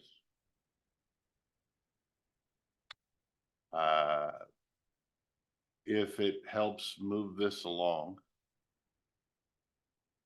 that the board is amenable to removing both of those items, I would be in favor. Thank you. Mr. Anderson, questions or comments? It says River Road. Then I turn it over and it says River Road on top, but it's still a picture of Ivory I Road. know. That would all come out though. Right. That right. whole section would be removed. So I guess I'm looking at this as, an area that we want to see developed in the future because it's close to town, it's close to services, it's better developing there than somewhere else. And it's a county road. And us building the county road, which would go on the 6-year road plan and everything else, would be highly expensive. And it would only benefit the developers down there and who currently lives there, because doesn't meet county spec currently. If we take that out, then is it safe to assume that that road will likely never get developed? And if it does get developed, it's going to solely be on the back of Klickitat County without any help? Or is there another way that you could find around that? There is another way. I mean, it does not, you don't have to have the proportionate share in the Title 12. A board could decide to make a development agreement. There's another way to do these kinds of things. And that becomes a legal agreement that the board, the county can actually make. Again, I don't want to get too far into but I've seen them in places I've worked before where the agency makes an agreement with the developer. It's usually a big developer because they bring a lot to the table. And they could actually come up with a proportionate share with that developer who's big enough. But it wouldn't usually be over like a course of time. It could be. Like that is it? It Or is could be, yes. Okay. Where I came from, before they put in traffic, or before they put in transportation fees and all this other stuff, and before they had proportionate share, they would do proportionate share. But when one big developer came in, they didn't have it in the proportionate share, wasn't always in the standards. It can be used as a planning thing too. So it can actually be put in a comp plan also. But it also can be done as a development agreement. Similar to what I'm sure came with the landfill that get the tipping fees, but it wouldn't be as complex naturally. And that's usually, that would be usually like with one landowner who owns a big piece of property. This, you don't see that because you've got multiple landowners and it'd be a lot more difficult to come up with that, but it's still Right. possible. It's still possible. You get somebody in that say they're gonna build the back end of that. Again, it depends on your prosecuting attorney, but there can be development agreements written. I've seen it. I've been part of it. Usually they are bigger projects. I've done one for a key bank years ago. We had to relocate a key bank. And it was a development agreement to do that.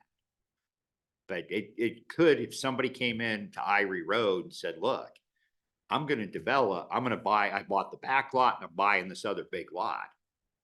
Would you guys come? And then at that time, the board has the ability to do that. So it doesn't totally write it off. There's still other avenues to do Mhm. that. Well, with that, I have no problem moving forward with the recommendation. Do we need, No, the next thing we would need to do is schedule a hearing.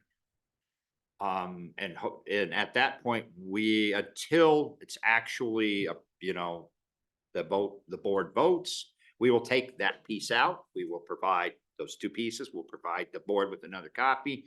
We'll schedule a hearing. At that point, you do or do not have to open it for testimony. And I don't know if we have to advertise it. I'm looking to you because is it a continuation or is it a new hearing? Okay, so we can advertise it. It's not the end of the world for us. We'll do that. If we could pick a date. Again, I thank you because it's heavy, it's a big thing. It's something, that counties don't do all the time. Yes, it's not as big as a comp plan, but this is a huge undertaking. So one of those two things wasn't in there when it was first, the committee brought it forward, but the proportionate share was included in there. Was the proportionate share 100% agreement by that committee? Or was there division throughout that? There were people that really weren't excited about it. And I've talked to the people that were in support of it and they just want to see it done. They're like, it could be a great thing, but they get the fact that there is extra cost for the county. And again, I was tasked with that years ago to come up with alternatives. And that was one of the alternatives. That's one of the tools we use in the toolbox. Is the committee going to be upset? No. Committee wants this thing on the street because people are calling and asking. and I did reach out, and that's the same view that I got to. Live with it or live without it. It's fine. Yeah. Wasn't, and that too, looking at that map, that conversation could be ended too with annexation. If the Yes, city. that would, okay. that would definitely end with it. Yeah. That does complicate things with a proportionate share though, because when you annex them in, then that goes to The city. the city. Yeah. Now, the city may not want to take that responsibility. So again, when you think about it, there are do it the other some way. trap doors to the whole proportionate share. Mhm. Again, it works well on the west side because those are GMU counties and they have annexation agreements between the county and the city. Okay. I would love to see the board get an annexation agreement because then, Then we're like, go ahead, it's yours. I know there's a lot on the plate, but if I get to ask my Christmas list, that would be nice because then, we would tell them, that you could take this road, you make sure you take the roads. They've gotten better at taking the roads, but that's because the only thing left was the road. So, because you would almost need that to pass that on to the city. Okay. Because if they annexed it in and the thing was for 20, 30 years, they annex it in 5, somebody's still responsible. Yeah, and they're never gonna annex it in if there's a Yeah. share agreement. Right. Because they don't wanna have to pay for it, just like we don't wanna, Mhm. I don't wanna have Yes. to pay for it. Yes. Great. Because, yeah, I'm sorry, if I was the city, I would take one side of the road. I would not take both sides of the road. It is not financially lucrative. If I was the city of Goldendale, I would take that side of Wing Road, but not that side of Wing Road. I would take both sides of Knight Road, but I would stop at Hill Road. That's what's lucrative. It is, it is. Great.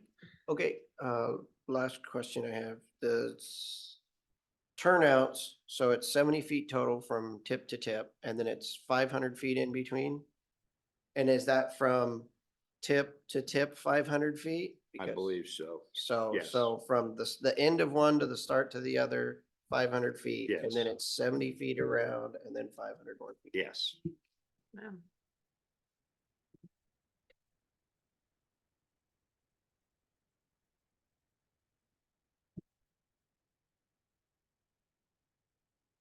I personally just want to say that I'm very happy and thankful that this finally got done. I think as people out there all over this county complain about lack of affordable housing, if you can remove the overbearing regulation to builders and developers that put thousands and tens of $1,000s on a project, I hope that those developers pass some of that on the sales price of the property. Competitive Yes. should. So this is the single piece of affordable housing legislation that this board has done. Good call.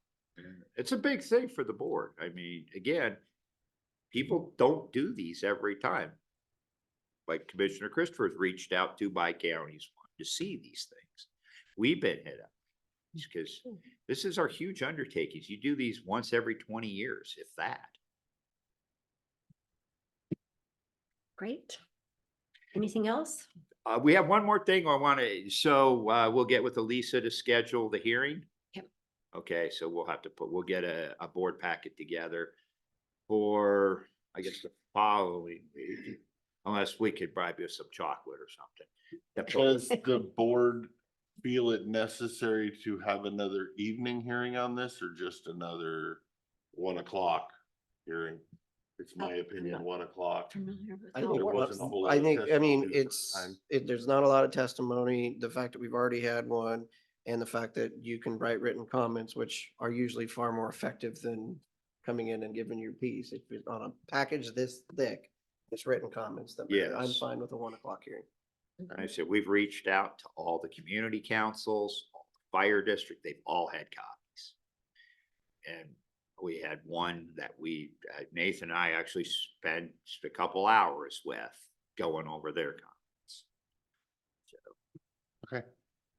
Okay, I just wanted to clear that up because if we didn't, I was afraid I'd see it posted for 2 and then we should talk about that.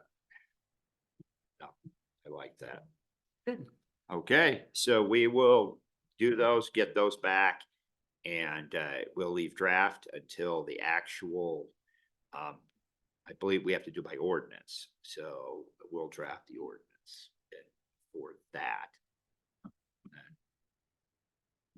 We'll have that, and then at that point, we'll take draft off and they become effective that day. And we've told people the way this works is if you if they submit a packet today, they still fall under the old standards. Because we have no ability to make, we told So you people, probably have a lot of people waiting is what you're trying to Multiple say. probably CUPs that are waiting for this to get done so that they can put in their application. and I know we've heard that.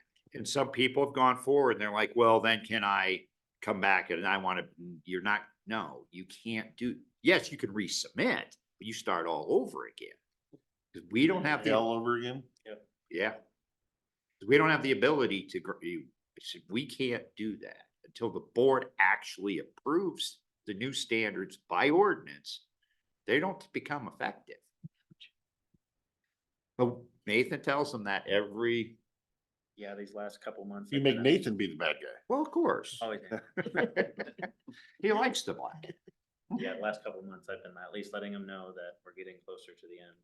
So whether or not it stays the same, Let's get it done. Yeah. yes. And again, I cannot thank you guys enough, as well as the members of the committee that worked on this. Yes. These are huge undertakings and definitely is something I'm very proud of that you guys have all done. Thank you. It may not have been smooth always, but No, Do you, wasn't. do Do you have time after 1 o'clock if I come and visit? Yes. Okay. Yes, and I have one other thing, real quick. And I brought this, and this is more of a heads up. We survived pretty well. Could you find a bigger piece of paper? Not really, but I wanted to do the whole county, so this is just kind of what this is, the county map. Reason I'm really, this is especially for Christopher, because it just worked out this way. These are plow routes, the different colors are different people. Nice. We hire people, and this is road, we staff for the plow routes. Mhm. So if you look at some of the plow routes, this one in green, for instance. I can't get into too much, but this guy is still working for us, but not really. He hasn't been to work, and that's about as much as I can get. Okay. But this is his route. And then we had another person, which, okay, I stand corrected, that's his route. This is the other person that we no longer have with us either. So we have these two routes open. We've chosen not to backfill these routes at this time. Or we still do the routes, don't get me wrong. We still do the route, but we chose not to backfill those two positions. We also have a route down here where this guy can work 8 hours. Mhm. Due to medical issues. We've been able to do that. But I'm giving you guys, and we did it the worst time, though I don't think, so my thought is now, I have to try to save money. For us to save money, on the roadside, people cost a lot of money. Mhm. So we are not going, at this point in time, we're not gonna backfill. If this guy goes away, we're not gonna backfill this job. We've chosen not to backfill this. I don't want to take him off the org chart because we'll keep doing it. We'll see how the summer goes, because we also have a chip seal that we use all our people. But the reason I'm telling the board this in case, especially Commissioner Christopher, is that you hear, well, I haven't seen anybody out there. Right. They're a little slower to respond, but we got through the storm with what we had. So staff. Did you, So, yeah. did you ever get We did. contacted by an incident up here about a plow driver lifting someone off the road?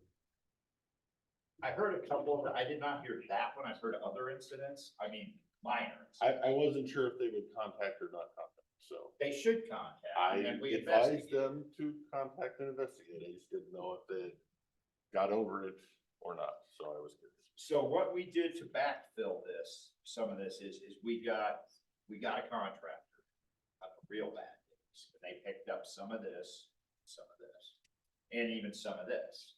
Because even on the real bad days, even when we're full staffed, we can't keep up. I mean, we didn't keep up when the snow was real bad. I mean, we did the main roads, but that's what we were doing.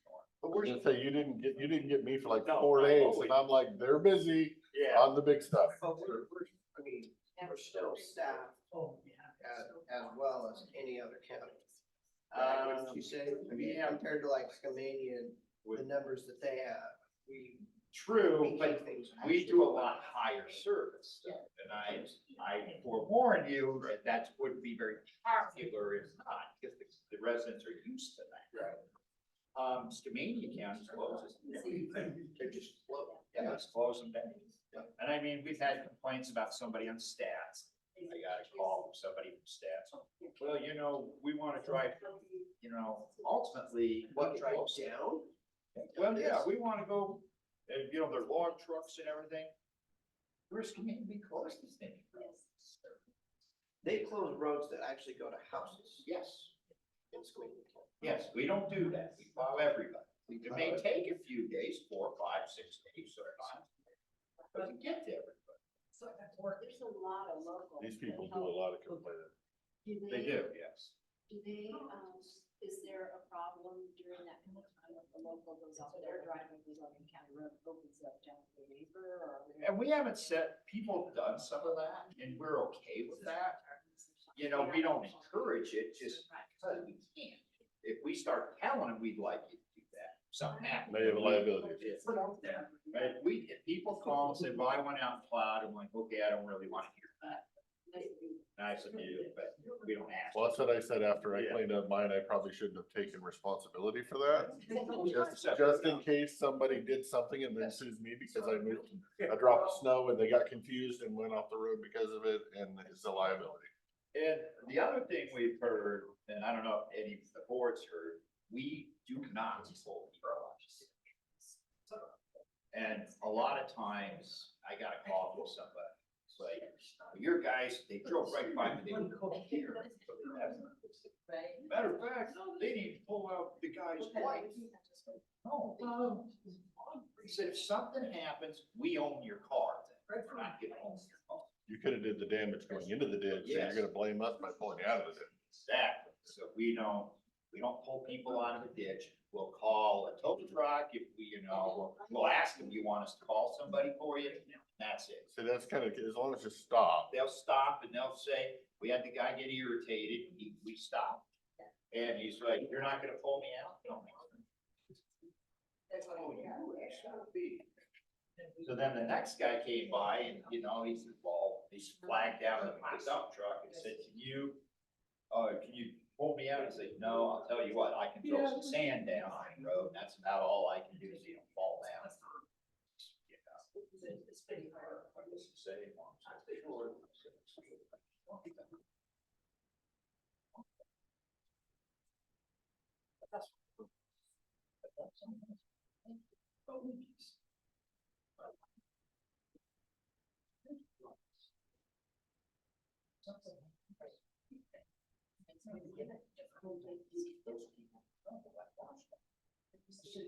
Usually contact one of my bosses. They're there every Tuesday. One thing to the radio, I know how many miles of road we own, but we don't plow it all. How many miles do we plow? Yeah, we'll let you know. It's quite a bit. I know, and I like to make that case when people are like, well, Highway 14, and I'm like, we've got a lot more miles than that's, than the radio. I think our road is better. Yeah, they route you. Maybe one of their guys was. Shortage of gravel. I'm noticing that things are not being gravelled. In switchback corners, it's like there's a little skip of gravel where there used to be. Right. Well, we reduced it somewhat. Ice was really, when it was really frozen solid, or when it starts snowing, we don't put gravel. Right, snow, I understand. And so when it was really, it doesn't do a lot. Plus. I figured that was probably more of the case, because there's literally like corners coming in town that are habitual for people just Right. going off. Notice we always sand, Except they were very, very light. And I'm like, Yeah, but then it's like, better sand. that's what I figured, because once there started becoming tire tracks going off the road. No. It's a- Yeah. And it's like, so waiting for the first, Well, we don't wait, it's just, we just didn't I figured have. there could be a shortage or a lack of trucks or Yeah, we've had at least 2 10-yarders down. Yeah. And then no good deed goes unpunished. I still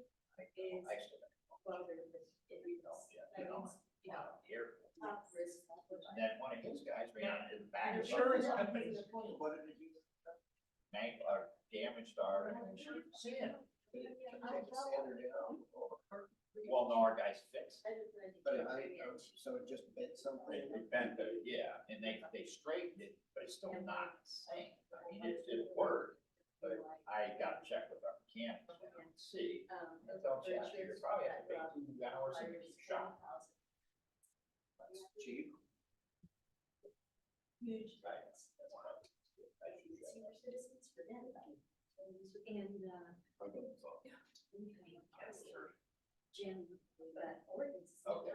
Okay, so you've got these lines, but these guys don't work 24 hours a day, so does other people fill in for them when they're off, or is just that person does just that when they're on, Pretty much that, we'll move people around, depending on where we get snow.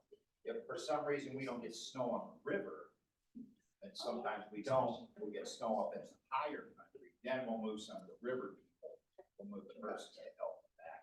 It just depends that, we rarely ever move people here that. Because, I mean, we will in rare cases, but not very often. But I know you're doing it, you have a max. I kind of miss the old boardroom that had these on the walls for different things. Well, they're in the office. On the walls. And we kind of did though, we wouldn't want to. Okay, And then also, how many miles do you have to? okay, we'll get that. I wonder if we have a space for that. It seems like there's some people who do a lot more than. I'm just looking at some of the names. That's not very much. Wow, you're everywhere. Yeah, some of them are, a lot of it has to do with, how quickly they get from point A to point B. What does it matter if they got a plow truck or a grader? Yes, there's that too. So there's a lot of different options, but I think we can email this.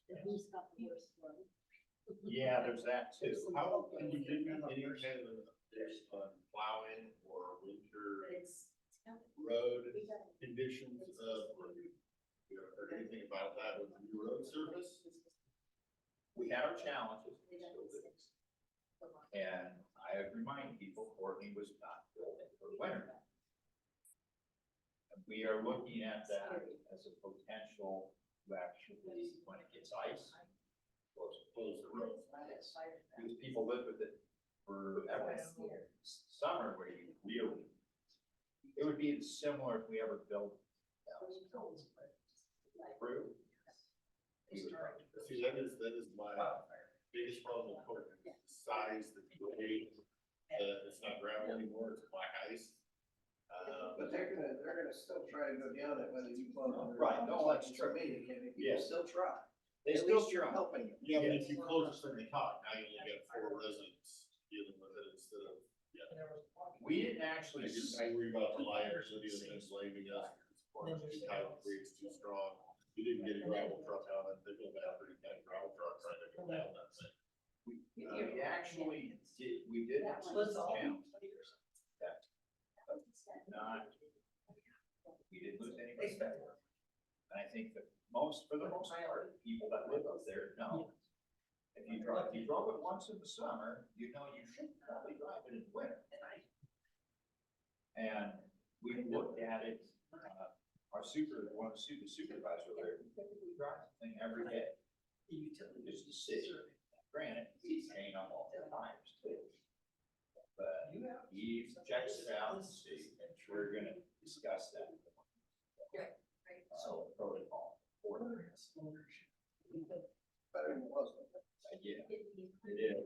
We wanna be careful, we're looking at that, because we have other roads that be in that they don't put the plow. And we was not plow.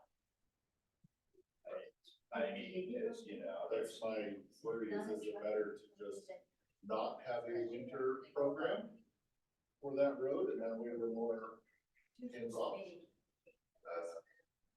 we kind of looked at that, I mean, you could do what Skamania, I mean, again, we're gonna look at protocol, we'll bring it to the board. So They say, gate at the top, side at the bottom. We got plow, we got, It says road closed. road closed except for local traffic or They whatever. don't even see.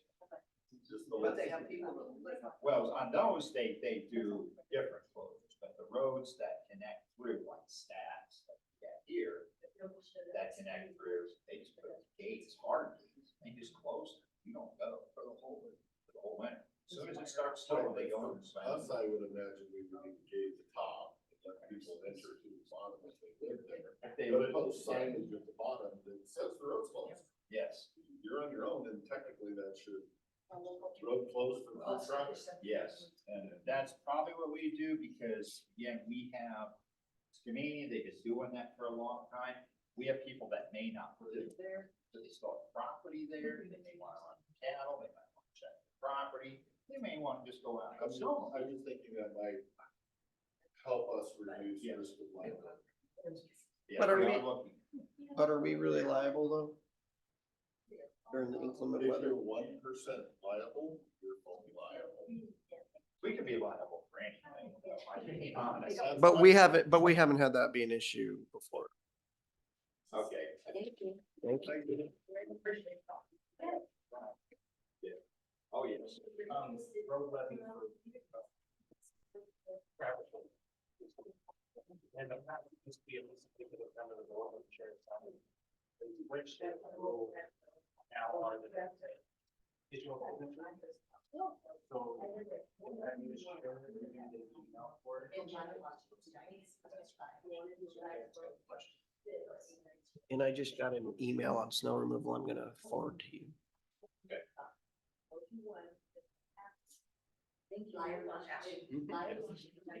Yeah. Okay. So moving forward to our agenda, whoops. You're gonna be in trouble.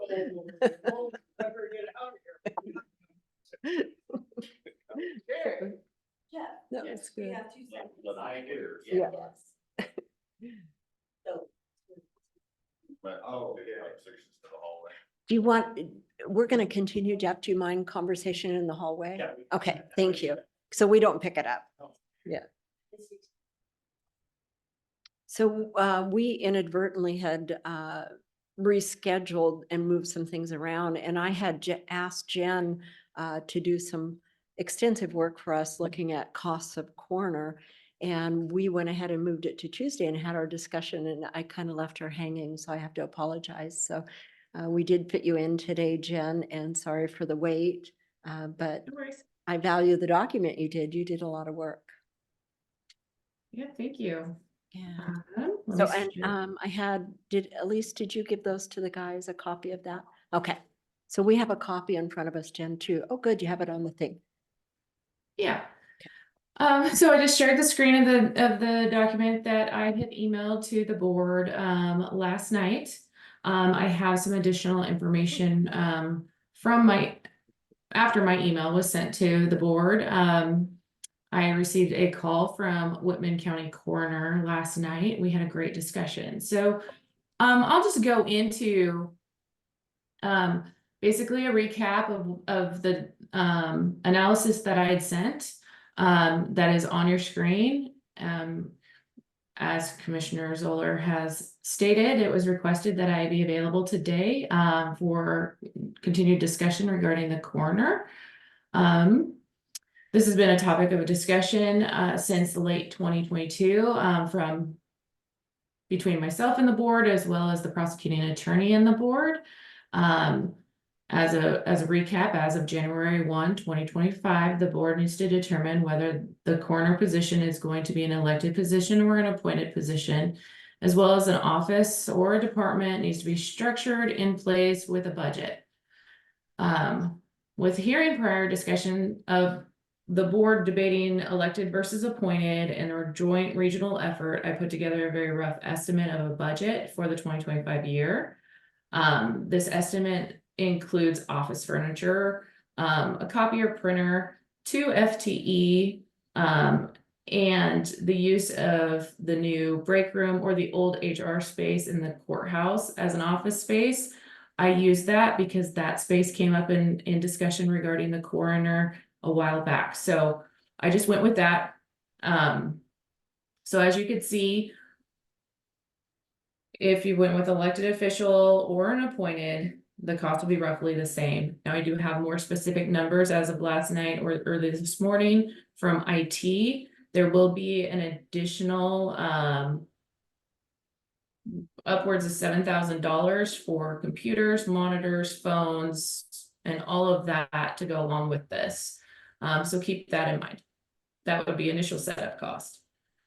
Also, I want to reiterate to the board that if the board chooses to go with an elected official, there's likely additional costs as well as requirements that are necessary to meet in order to have an election. I haven't, through these coroner discussions, I haven't heard the board request to speak with Auditor Joby, I would highly suggest doing that and bringing her into this conversation if the board feels that they're going that direction. For additional analysis, I pulled data from 8 of our 14 comparable counties. The comparable counties I used are from the wage and benefit study done by HR. We use these counties as comparables for pretty much everything. And I pulled the 8 counties that were closest to our population size as well as our budget size because we are unique. Our population is lower, but our budget is more in line with those counties who have a higher population than us. As well as we have almost 2,000 square miles to cover. So that's why I went a little bit, I pulled a lot of information from counties that with a little bit larger population size than us. Also, they tend to already have a coroner set up and in place. One of those counties, Klickitat County, their coroner puts out a coroner annual report, which had case counts. And I thought, you know, that might be a better statistic for comparing our county with others. What our case count might be in relation to Klickitat or Whitman. Whitman's budget is a little bit more closer to ours as a total budget than Klickitat's is, but they're not too far off really. Even without the case counts though, I feel confident in my estimated budget. The estimate seems to be in line with those who are already set up and in place. I left professional services as is from prior years due to the anticipated need for contract services during hours outside of business hours, as well as our contract services outsourcing autopsies to Clark County, any toxicology, any consultants that might possibly be needed. There was also discussion by the board of a regional approach of the coroner position with Skanania County. I have not been in contact with Skanania County, but I can tell you that their current coroner is the elected PA, similar to us, and that their coroner budget is roughly $40,000, where ours is $57,600. Without knowing Skanania County's case counts, I would assume that the population, with their population of 12,460 people, that the regional approach would be close to a 2/3, 1/3 split. And I would overestimate doubling potentially the professional services for an additional contract service to handle coverage, on-call coverage in both counties until we have a clearer picture of what that might be. And that would bring the total budget up to the $400,000 to $450,000 range, resulting in a cost to Klickitat County being $264,000 to $300,000 if that approach with those assumptions was set in place. Now, like I said, Whitman County Coroner Annie Pillars is her name, called me last night for a discussion. She was very kind. It was a great phone call. So she wanted to, we just talked about how she has things structured and how she operates, and as well as I do have her detailed budget now. So she operates currently on my report from their budget book, they have 4 FTE. What that actually consists of is 1 full-time coroner herself, a half-time deputy coroner, and then she does not have an office staff person. She doesn't have a clerical. She does all of her reporting. The half-time deputy does a lot of the calls. They go out and into the field. They do have a couple on-call employees. She said her on-call staff have other key skill sets that are helpful in this area.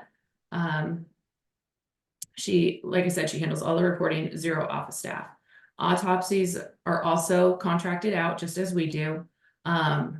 Her response calls on site with full investigations, she averages 85 to 90 of those. They do phone calls for hospice death, so they actually don't go on site for a hospice death. But they still have to do all the reporting and whatnot, the things that are required of them. And she averages 150 to 200 of those. So a total of high-end 290 cases a year. She did want me to pass on that she is happy to assist in any way, and is offered even for us to visit her and walk through things with her if that was needed. She did give me her cell phone as well. She was very kind. She did say that my estimate and my assumptions were right on par in her opinion, that there was no way to do this for less than 250,000. And for another statistic, Whitman County is roughly 2,000 square miles. Oh, sorry, 2,178 square miles, so not much larger than of an area than Klickitat County. Klickitat County is pretty close to the same. 2,300 square miles. So again, not too far off from Klickitat County. Thank you, Jen. I really like the comparisons you did. It makes sense to me. And shows us, boy, some of them are pretty high. I was surprised at some of them, but I like how we're compared to some of our sister type counties. It gives us a good snapshot. Any discussion? Jen, I just got a question on your numbers. So it's 273,000 if it's just us. And in here it says is that if we brought in Skamania County, it would double the professional services budget. But I don't see how you go from 273 to the $400,000 range just by doubling $55,000. I just added $100,000 in there without the because you know me, I tend to budget extra careful, especially in something I know nothing about being a coroner. I'm just trying to get information out there to you guys. I'm assuming that we're going to need additional on-call staff as well as contractors to avoid any downtime covering 2 counties and the miles associated with those counties. So I put in a buffer there. Yeah, I was just wondering after your phone call with the Whitman County, who, you know, they have 44,000 people and we have 24,000 people or 47,000. If we added Skamanias to it, then we're pretty much equivalent in terms of population. And they're doing it for 270. So I was wondering if we might be able to get by with what Whittle we that have. down. Well, and that is her 2023 budget numbers. Okay. Just a heads up. So I would anticipate, she did say everybody received a hefty pay increase. So, but you know, I ran my numbers by her along with my assumptions. She said I was right on par. So, and she did say, you know, if adding Skamania County, which she was familiar with, she's been with the county for many, many years, in Whitman County. So, she said that I was right to assume the additional costs for additional contractors and on-call staff because of the coverage area. It's not just people, it's you know, it's miles, one end to the other.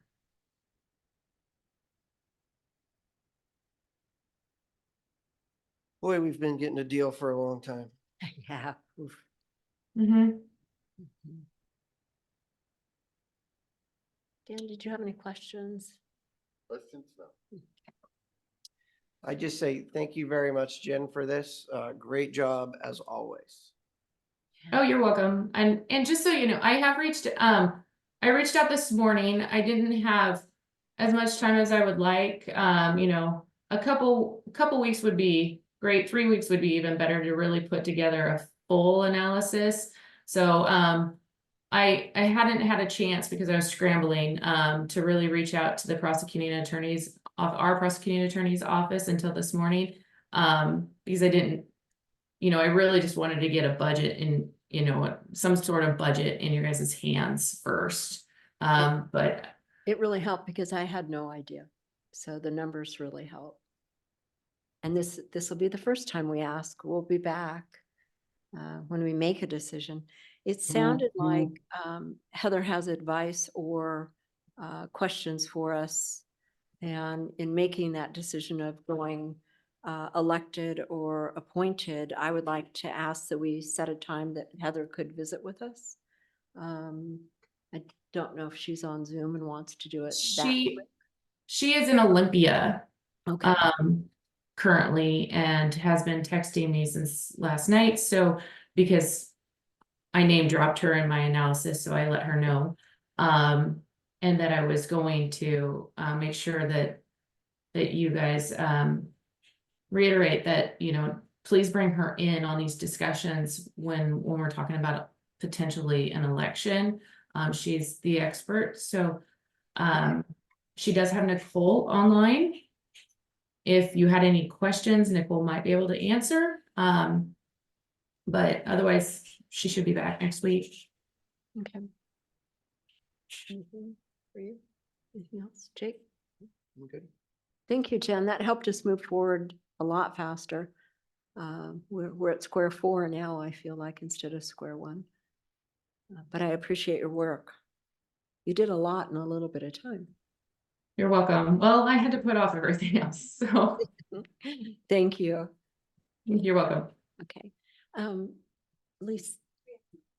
Yes, and could you make sure we reach out to Heather and we get her advice about if we did go the elected way, what that looks like for us? I appreciate it. And Lynn, you've been so patiently waiting. We should have fit you in there between all that road talk. Some of the topics, no. Some of the talks could have impacted my department, so I Okay. always like to be available. Good. I just had a couple questions. And I can't think exactly the name of the company, but I have been in contact with a company who reached out to me and said they were aware that we were working on trying to implement a short-term rental ordinance. They have expertise in that area and have helped other jurisdictions implement like a tracking system and that sort of thing. They are willing to make a presentation to the board if we would like them to. So I said I would have to ask you if that was something you were interested in before I let them know. Is it just simply a presentation or are they a contracted service? Yes, they're a contracted service, but they would help us set up the program. They've helped other entities set up the program, like the permitting tracking software, that sort of thing. I don't know a cost or anything like that. They just wanted to know if there was an interest at the board's level to have them speak to the county. Mr. Christopher? I ethically can't discuss short-term rentals while we have a commissioner that's recused himself still in there. I sat in when I recused myself on several times here, plus on the board, but I just didn't participate. And Mr. Anderson has his microphone off and he's working on other items. So I'm not opposed, but I can say, I think it's kind of the cart before the horse or the horse before, Right, whichever way right. there. We aren't close to an ordinance yet. Exactly. And So I just told them I would have to I discuss appreciate it it. with you before I even gave them a yay or a So nay. And bank their information and someday when we get there. when we get there, we'll we'll let them reach know. out. It's always good to have help. Cause every so often they, hey, and I'm Yeah. like, Yeah, of course. Yeah. busy right now. Yeah, they have a service to offer. So I appreciate that. So I'll just tell them, we'll let them know. Thank you. Second question, just for my own peace of mind clarification, when we're closed, am I considered essential or non-essential? I am not on the emergency list, but I know people still call my department with Right. questions. So I just wanted clarification. If I come in, am I in the way of people trying to clean up from the snowstorm, ice storm, what have you? Do you want me here? Do you not want me here? I We- mean, that's kind of my question. We did find a policy with the list of who is essential. And it was emergency services, sheriff, and public works.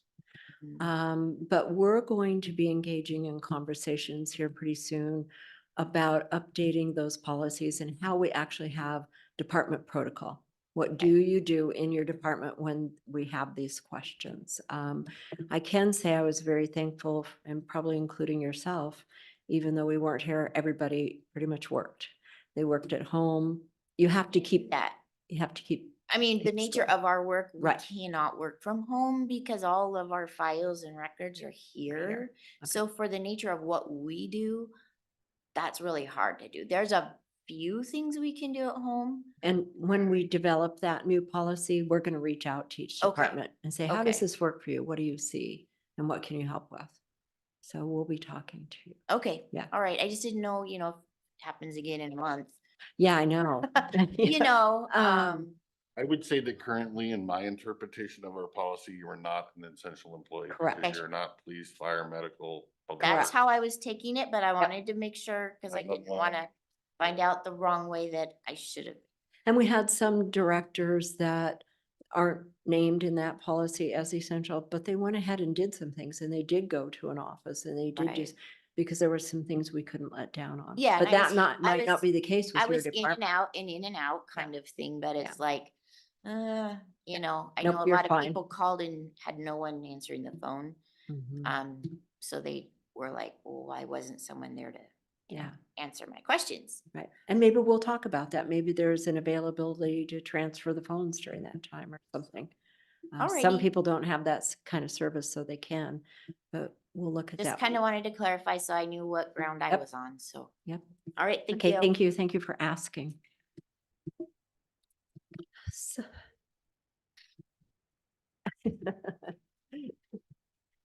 Mr. Van Cleve, you have nothing else for us today? Any other things for the commissioners? I have one item.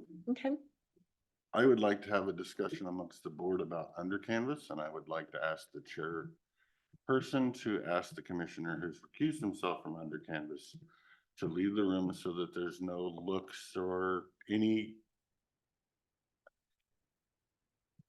thought by the public of influencing a decision. does it If work the for chair you? doesn't want to do that, I will hold the conversation in light of everyone. I would gladly step down to see what happens here.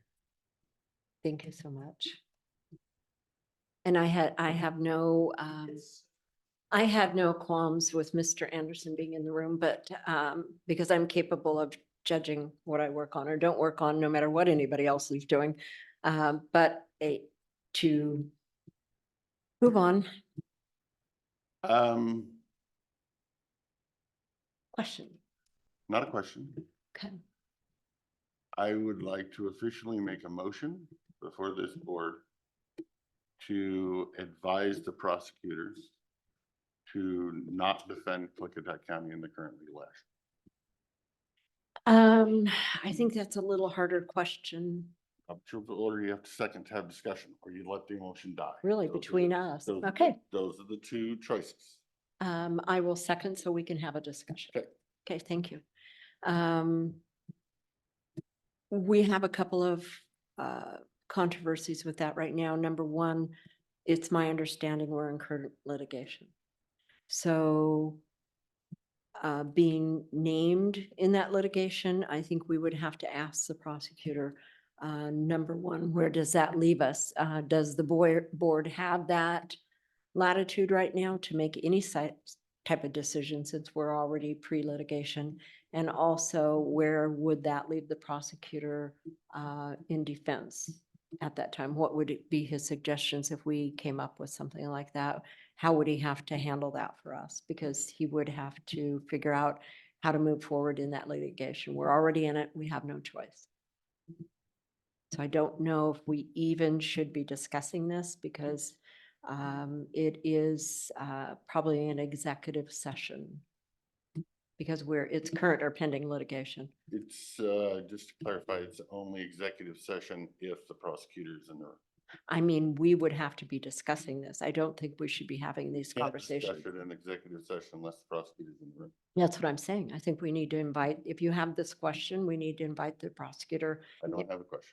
Okay.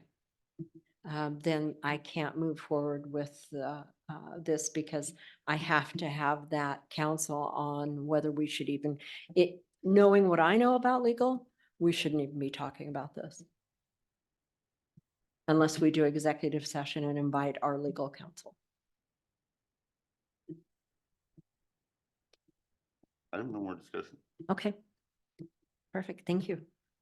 So motion dies? Is No, that where that goes? motion and second, we have a vote. Okay. All those in favor? Aye. All those opposed? Nay? Now motion dies? I'm good. Now Okay, motion dies. thank you. Haven't done that one yet. Thank you. Okay, anything else? We need to invite Jake back in the room. Thank We you. will, but I won't. I know there was that issue in the emails. I've had a couple. There was an email that the board got. Oh, burn ban policy. Did you read that? Camping outfit in Glenwood. Yes. Has anybody reached out to them people? To explain anything? I mean, not my district, but I didn't want to, I don't like We can the wait and ask Mr. emails that Anderson. come to me. I Yeah. tend to not, I like to answer people And and ignore them, and I just want to make sure somebody. So many things rolled through us. I'm not sure where I would have reached out was probably Mr. King, and I'm not sure where I'm at with that. But let's ask Mr. Anderson, since it's his district, what he did with that. Glenwood? No, that's in Trout Lake. I thought that was Elk Glenwood. Meadows is Trout Lake. Mhm. Oh. Just out of town on the 88 road. And I understand what they're asking. It's such a difference to be a neighbor to the Forest Service who go ahead, have a campfire, and here we have our regulations. And it would have to come from Mr. King too, because I don't know how to say if we can deviate from that or not. Our policies. We can wait for Mr. Anderson to come back, just so you can get a better understanding of why we drafted the policy. Mhm.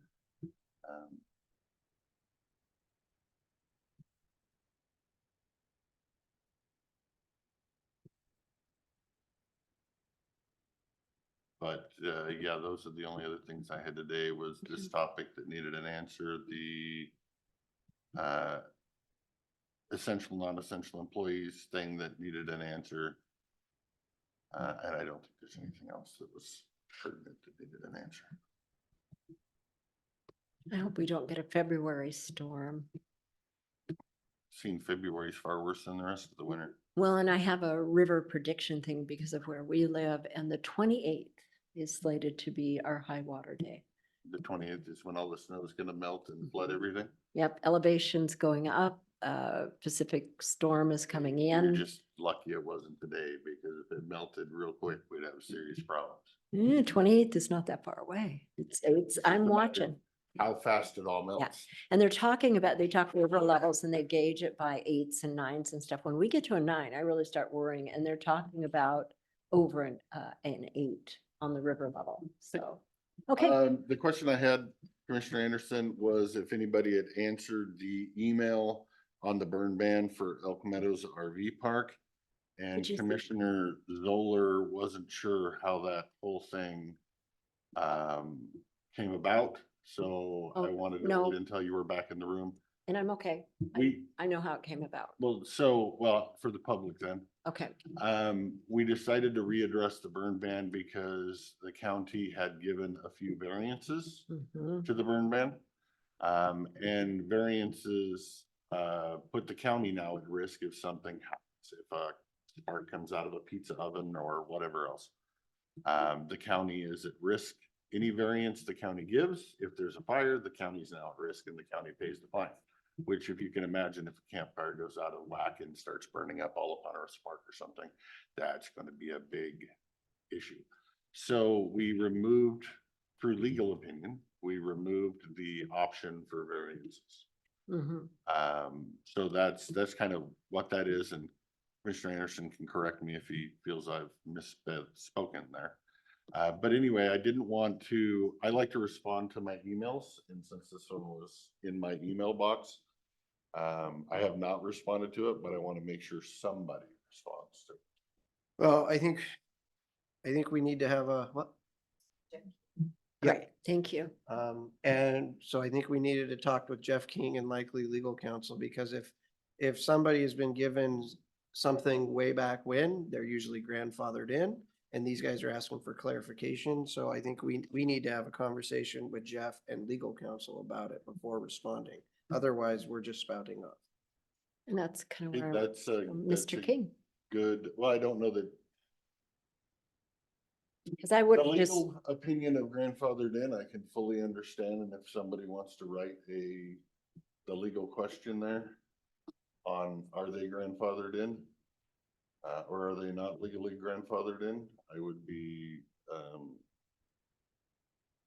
I'm fine with seeing that legal advice. I would hope it would come from the chair or you, because mine don't get responded to, so. I'd like to hear from Mr. King. Okay. Jeff, did I forward that email to you with a question, or did I not do that yet? You're my go-to where I would have went, and in case we didn't, it was in regards to Elk Meadows and a long-term agreement they had for campfires. And of course, they're neighbors to the Forest Service, so they have a question about can they still, because of our burn ban. That email was forwarded to me from the clerk, I believe. Perfect, thank you. And so I, however, that was in the time frame that we've had Yeah, all the serious winter storm activity that's gone on for 3 weeks now, with all kinds of issues in our radio system and our phone services and so on and so forth. So I briefly read it. What I will say is that I was not aware of any agreements between the county and Elk Meadows. Anything that had happened must have happened before my time, and I've never been privy to any documents that the county had given to Elk Meadows indicating that they were given permission to have campfires there during a burn ban. Whether that was with the county government or the fire district, I'm not aware of any of those. And we would first need to find that if it is on file somewhere in the commissioner's Mr. office. Anderson, since it's your district, I'll kind of leave this to you to work through it with the PA and Jeff. Yeah. Okay, thank you. Yeah, and this came through on January 15th, right in the middle of it. And Yeah. so I know the Hiltons were also have been plowing snow this entire time. So I wasn't on the top of the to-do list. He's done that for a But lot of years. to me, it's even if we respond to them that we've We're working on received it. your email, and hopefully, because when I was board chair, I advised staff that any of these emails that come in, they get shared with us. They respond to them that the board has received your email, and I will dispute it to, or distribute it to each of the commissioners, just so they know we got it. Yeah. So even if we could just answer that we're working on it, we're seeking legal opinion, we'll get back to you, I'm fine with that too. I just don't like the citizens to be ignored when they say, especially when it's in my email box. And it's like we said, it's been a few days. And the other thing is, for communications, it's our friendly Klickitat County. And I think Jake's known Hilton since he was born, and I've known them for 42 years. So I'm sure they know we're working on it. Mr. Chairman, Yes. I since they referenced a permit that they were given in Okay. this email, first thing I would do in your position would ask for a copy of that permit. Okay. They should have it themselves, and that would help us narrow this down. Good idea. Thank you. Looking for documents. Here sometimes there is a long bunny trail.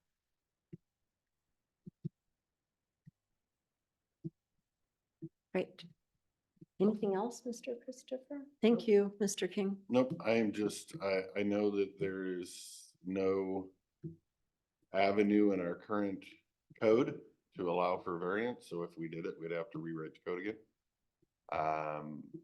But for me, the only information I need is the legal opinion from the prosecutor on, even if it was done in the past, does it have to be done in the future? And what is the risk of litigation if something gets out of hand and this board allows it to continue? Okay. So those are the questions I need to All right. get answered. And I believe, let me have a quick look, but I believe that was all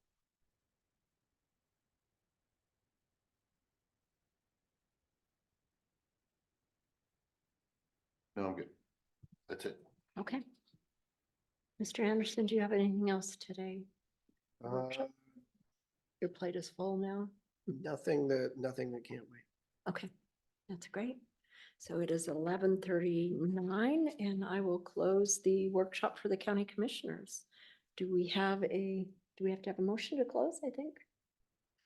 Technically, no, but we usually do just out of courtesy to everybody else in case they wanted to continue discussion on something. Give me a motion. Madam Chair, I move that we close the workshop for today. I will second the motion. Discussion? All those in favor? Aye. Aye. Aye. All those opposed? Hearing none, motion passes. Thank you.